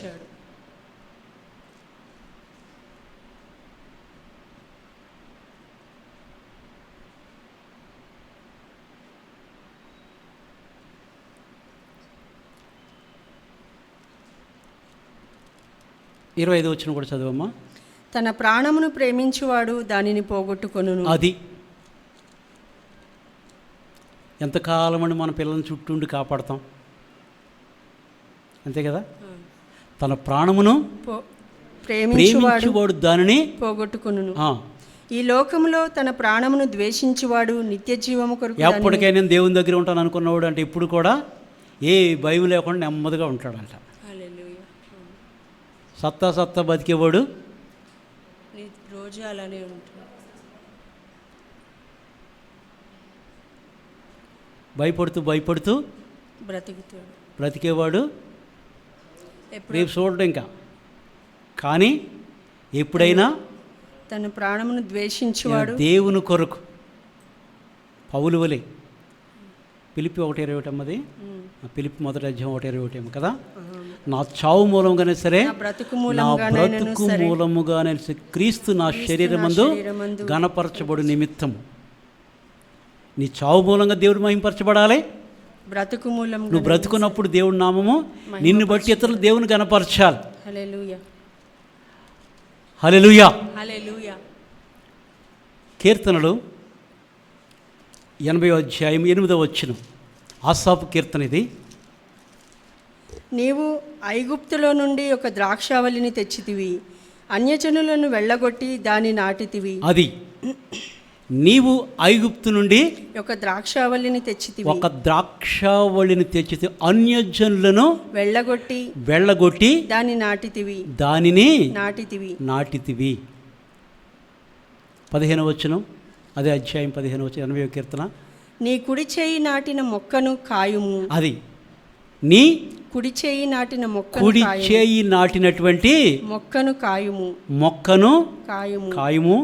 నీ కొరకు నీవు ఏర్పరచుకునిన కొమ్మను కాయుము. అది నీ కొరకు నీవు ఏర్పరచుకునిన కొమ్మ అనక్కడ కింద కొమ్మ ఇక్కడ ఏముందండి? కుమారుడు.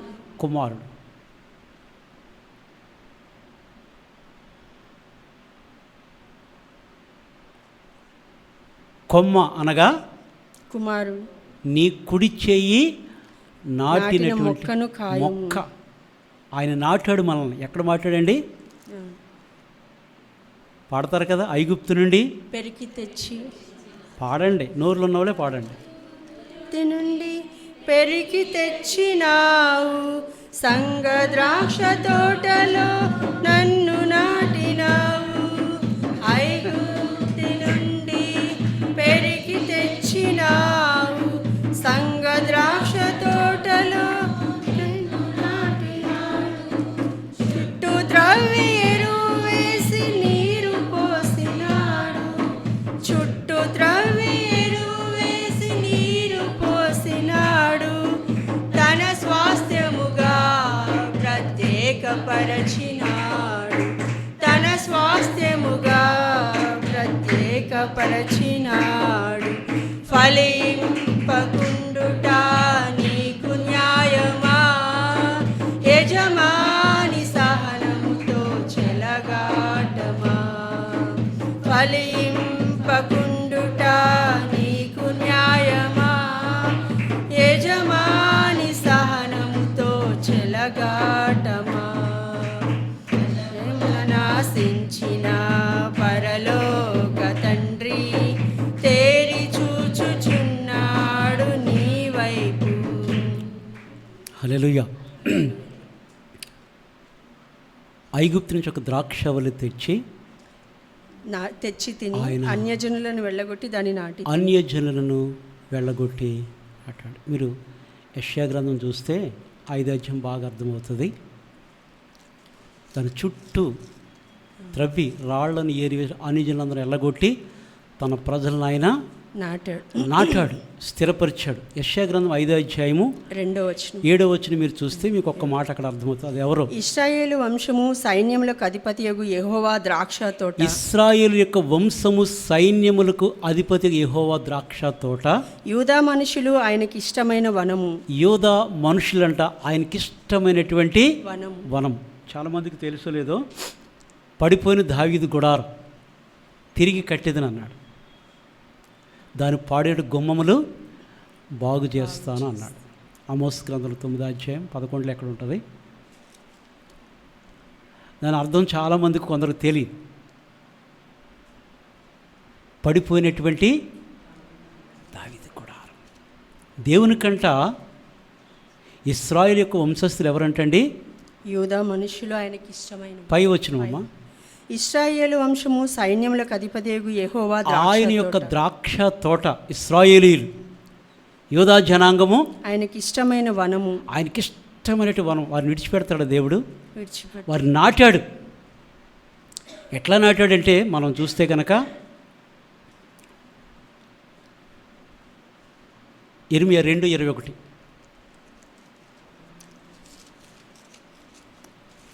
ఇర్మియా 2:21 శ్రేష్టమైన ద్రాక్షవల్లి వంటి దానిగా నేను నిన్ను నాటితిని. అది ఎట్లా నాటాడంటే అండి, శ్రేష్టమైన ద్రాక్షవల్లి వంటి. మనము సంఘమనే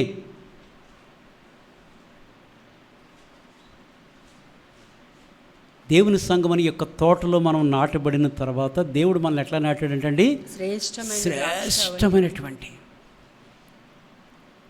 అయితే అయినా నీలో నుంచి నాలోంచి కాపు చూసినప్పుడు యెషయా 5వ అధ్యాయం చూస్తే కనుక ఎదురు చూస్తాడంట కాపు కొరకు. ఏం కాపు కాసినట్టు? కారు ద్రాక్షలు అంటే దేవుడు మనల్ని చూసినప్పుడు మనం కారు ద్రాక్షలు ఉంటే ఆయన ఇష్టపడతాడండి? తప్పు ఎవరిది? ఎక్కడో ఉన్న మనం తీసుకొచ్చి సంఘం అనే ద్రాక్ష తోటలు ఆయన నాటాడు. అయితే మనం వేరుపారి స్థిరపరచబడాలి. ఇక 2 మాటలు జ్ఞాపకం చేస్తాం, ప్రభువులో పాలు పొందుకుందాం. ఎఫెసీ పత్రిక 3వ అధ్యాయము 14 నుంచి 18 వరకు కలిపి ఉంటుంది. చూడండి ఆ మాటలు. ఎఫెసీ పత్రిక 3వ అధ్యాయం 14 నుంచి 18 వరకు. ఈ హేతువు చేత పరలోకమందును భూమి మీదను ఉన్న ప్రతి కుటుంబము ఏ తండ్రిని బట్టి కుటుంబమని పిలువబడుచున్నదో, అది సంఘం కూడా కుటుంబమే. మనం ఏమంటాం? సంఘం అనే కుటుంబం. గ్రూప్లో ఏమని పెడతారండి? MHOP family. బాగా గుర్తుపెట్టుకోండి.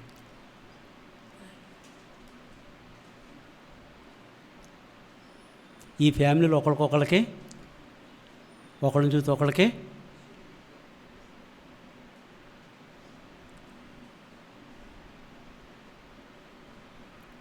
ఈ హేతువు చేత పరలోకమందును భూమి మీద ఉన్న ప్రతి కుటుంబము ఏ తండ్రిని బట్టి, ప్రతి సంఘము, ప్రతి కుటుంబము ఏ తండ్రి చేత కుటుంబమని పిలువబడుచున్నదో, ఆ తండ్రి ఎదుట నేను మోకాళ్ళుని, ఆ దేవుని ఎదుట నేను మోకాళ్ళు, అపోస్తలుడు పౌలు అంటున్నాడు, ఆ తండ్రి ఎదుట నేను మోకాళ్ళుని. మీరు అంతరంగ పురుషుని యందు శక్తి కలిగి ఏముండాలంటండి? అంతరంగ పురుషుని. ఎఫెసీ సంఘము కొరకు పౌలు మోకాళ్ళుని బతిమాలుతూ, మీరు పైకి కాదు,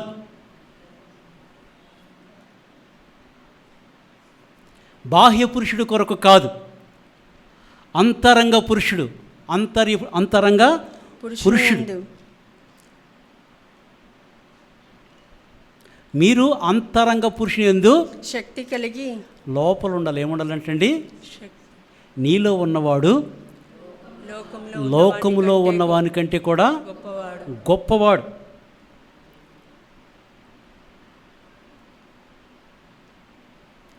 నీ పరిస్థితులు, నా పరిస్థితులు ఏమైనా కావచ్చు, కానీ మన పరిస్థితులను అధిగమించినటువంటి గొప్ప దేవుని మనం కలిగి ఉన్నాం. హల్లెలూయా. అందుకే ఆయన బట్టి ఎల్లప్పుడూ దేవుని స్తుతియాలను చెల్లించాలి. మనం దేవుని స్తుతించడం మంచిది.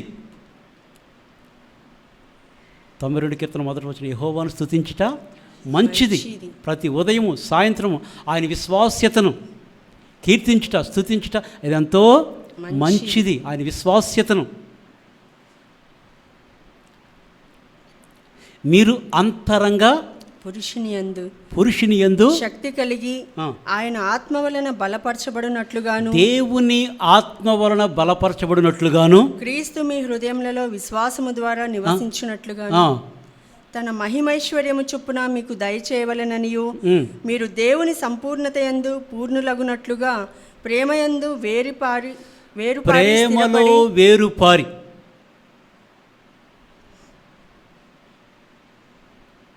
ఏముండాలంటండి?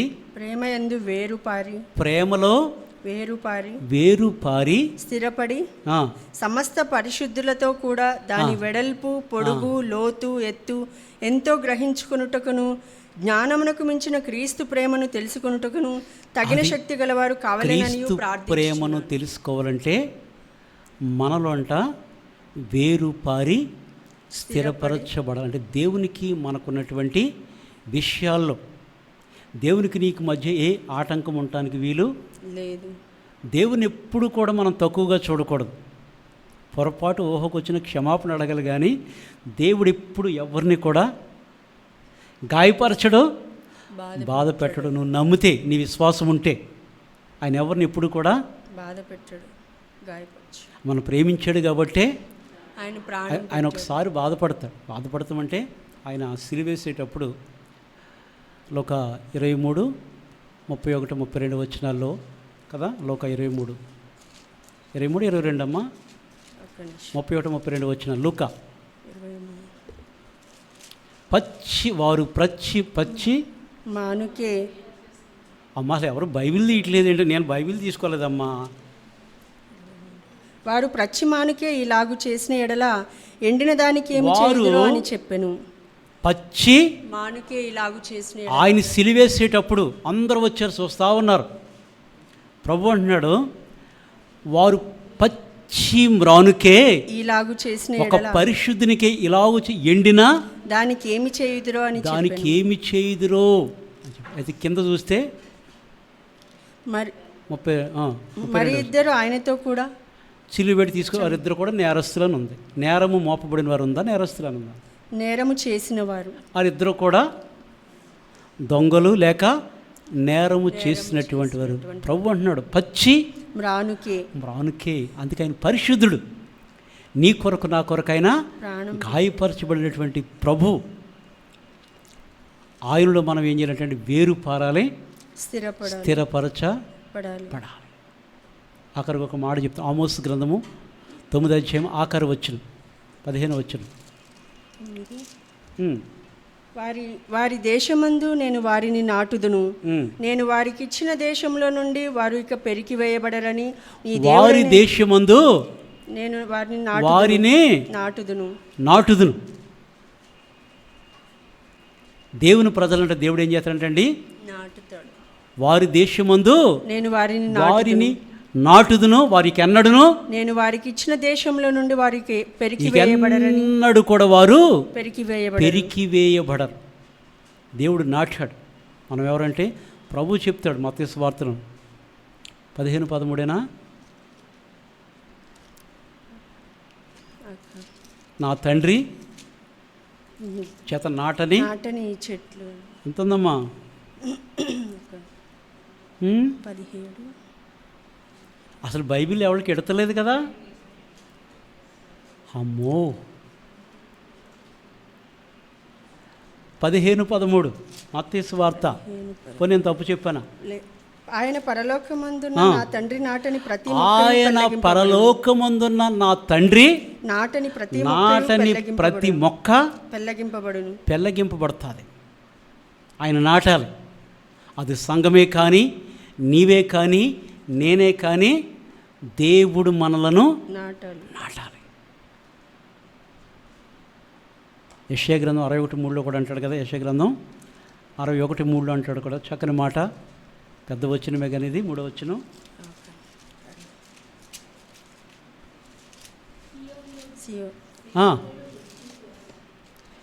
సియోనులో దుఃఖించు వారికి ఉల్లాస వస్త్రములు ధరింపజేయుటకును, బూడిదకు ప్రతిగా పూదండను, దుఃఖమునకు ప్రతిగా ఆనంద తైలమును, భారభరితమైన ఆత్మకు ప్రతిగా స్తుతి వస్త్రమును వారికి ఇచ్చుటకును ఆయన నన్ను పంపియున్నాడు. యెహోవా తన్ను మహిమపరచుకున్నట్లు నీతి అను మస్తకి వృక్షములనియు, యెహోవా నాటిన చెట్లనియు నాటిన చెట్లను వాటిని నేటికి వారికి పేరు పెట్టబడును. దేవుడు నాటినటువంటి చెట్టు, దేవుడు నాటినటువంటి కొమ్మ నీవు నేను. దీనికి వాక్యం అనే నీరు ఎప్పుడు కూడా మనకి అవసరం. ప్రార్థన మన జీవితానికి ఎప్పుడు కూడా ఉండాలి. దేవుడు నాటితే ఆ జీవితం ఏ రీతిగా ఉంటుందంటే ఇర్మియా గ్రంథం 17వ అధ్యాయము 7-8 వచనాలు. ఇర్మియా గ్రంథం 7వ అధ్యాయము 17వ అధ్యాయం 7-8 వచనాలమ్మా. యెహోవాను నమ్ముకొనువాడు ధన్యుడు, యెహోవా వానికి ఆశ్రయముగా ఉండును. వాడు జలముల యొద్ద నాటబడిన చెట్టు వలె నుండును. నాటబడిన చెట్టు వలె ఉండును. పచ్చగా ఉంటుంది.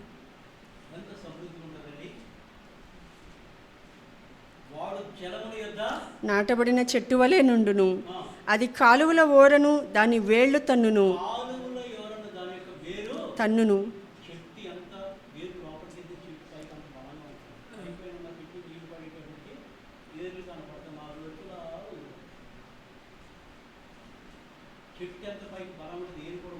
అంతే ఉంటుంది. వాడు జలముల యొద్ద నాటబడిన చెట్టు వలె నుండును. అది కాలువల ఓరను, దాని వేళ్ళు తన్నును. వెట్ట కలిగినను దానికి భయపడదు. దాని ఆకు పచ్చగా నుండును. వర్షం లేని సంవత్సరం భయపడదు.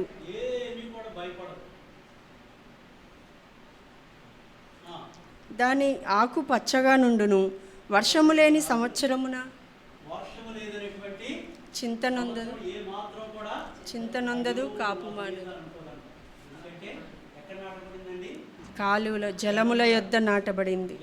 వర్షం లేకపోయినా బాధపడదు, వెట్ట కలిగినను భయపడదు, మరి వేరే ఏం చేస్తానంటే లోపల తన్నుతుంది. దాని కాలువల ఓరను దాని వేళ్ళు తన్నును, వెట్ట కలిగినను దానికి భయపడదు. దాని ఆకు పచ్చగా నుండును, వర్షము లేని సంవత్సరంలో చింత నొందదు, కాపు మానదు.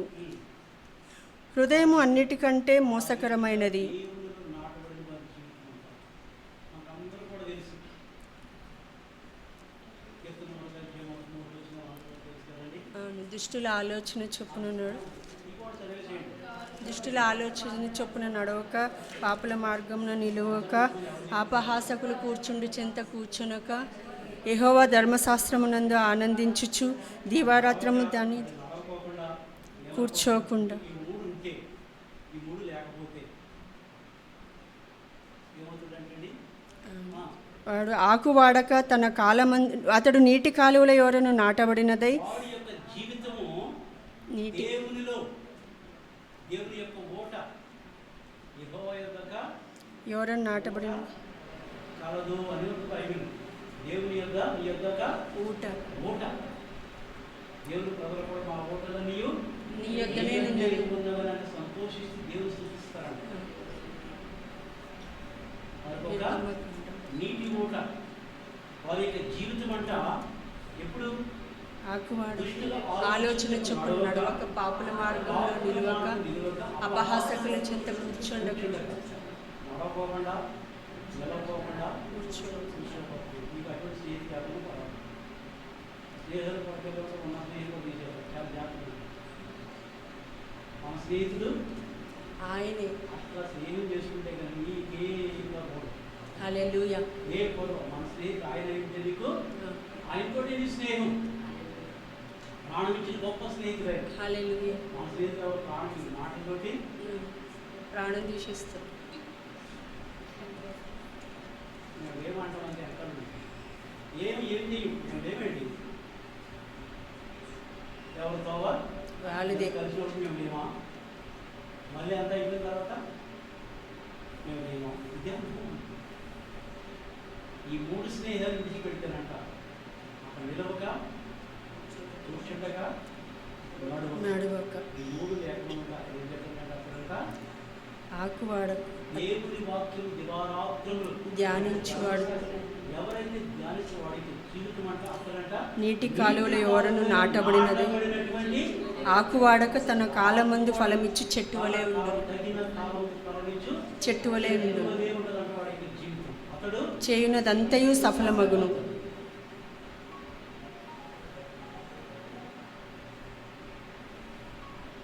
నీతిమంతుని మార్గం యెహోవాకు తెలియను, దుష్టుల మార్గం నాశనమునకు నడుపును.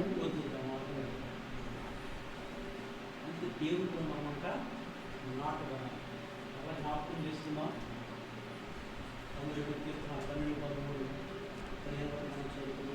నీతిమంతులు ఖర్జూర వృక్షము వలె మొవ్వవేయుదురు. లెబనోను మీది దేవదారు వృక్షము వలె వారు ఎదుగుదురు.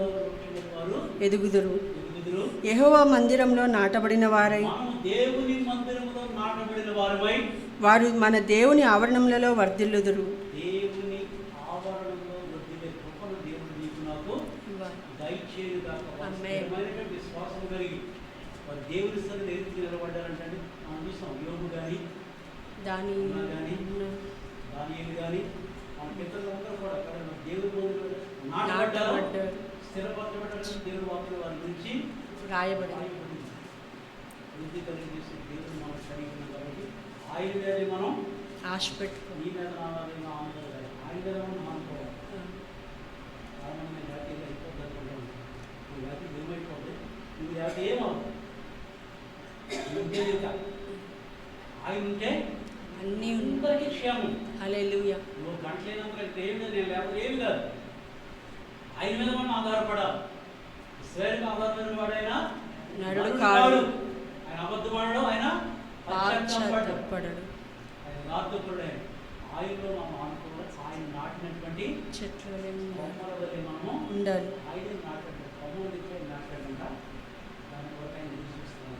దేవుడికి మళ్ళీ తీసుకొస్తామా, దేవునికి అవమానం తీసుకుంటుంది కాబట్టి మన ఆత్మీయ జీవితం పరీక్షించుకున్నాం. అలాగే భరపూర్గా వెళ్ళిపోయి బయట పూర్తి తీసుకున్నప్పుడు ఇచ్చినప్పుడు నేను ఫోన్ చేశాను. అందుకే ఇక్కడ ఏమి పంపలే పడుతూ ఫోన్ లేకపోతే ఇక్కడ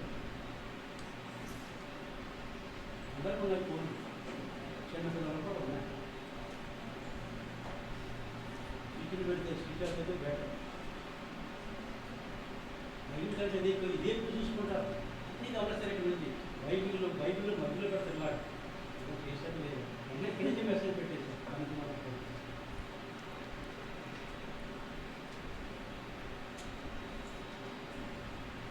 ఒక ఆమె గురించి మనం విన్నాను. నేను పేరు చెప్పాను. ఊరికే ఫోన్లో మాట్లాడు. ఆయన ఫోన్ తీసి ఇంగ్లీష్ పడాడు. గేజ కొట్టుకుంటుందట. ఆ ఫోన్లు ఏమి లేదు ఏమి వస్తలేదు సిమ్ లేదు అందులో.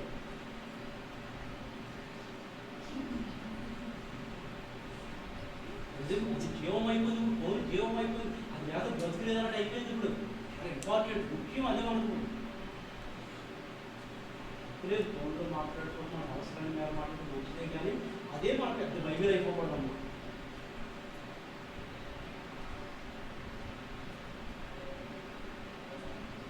ప్రతి మొక్క కొట్టిన తిట్టిన పౌలు శీలను గాయములు పడి రక్తము కారణంగా పుట్టి శరసాలలో వేశారు. మధ్యరాత్రులు గడవారు బలము తెచ్చుకొని దేవుని స్థుతించి భూకంపం కలిగింది. ఎవరైతే ఆపరేషన్ ఆపడం ఉన్నాడో ఆయనే ఆ జైలు కదా నాకు ఉద్యోగం అంతా అలా గొప్పడు ఆవిడ గొప్పడు నాకు ఉద్యోగం చెప్పాడు. శరసాలలో దేవునికి నామాన్ని మహిమపరిచారు. దేవునికి నామాన్ని వారే నాటబడిన ప్రతి ఒక్క మొక్క అంటే నరికినా కానీ దేవుని స్థుతించిన కూడా అంటే మనం దేవుని మందులో నాటబడిన అనుభవం మనకి ఉండాలి. అట్టి మొక్క వల్ల విజ్ఞానం కూడా ఎదగాలి. దేవుని యొక్క ఉద్దేశం ఆయన పరిపూర్ణంగా మనం అందరూ కూడా ఎదగాలని ఆయన కోరుకుంటున్నాం. దేవుడి కొద్ది మాట జీవించి ఆశీర్వదించిన కాక ఆమేన్. పాల్గొని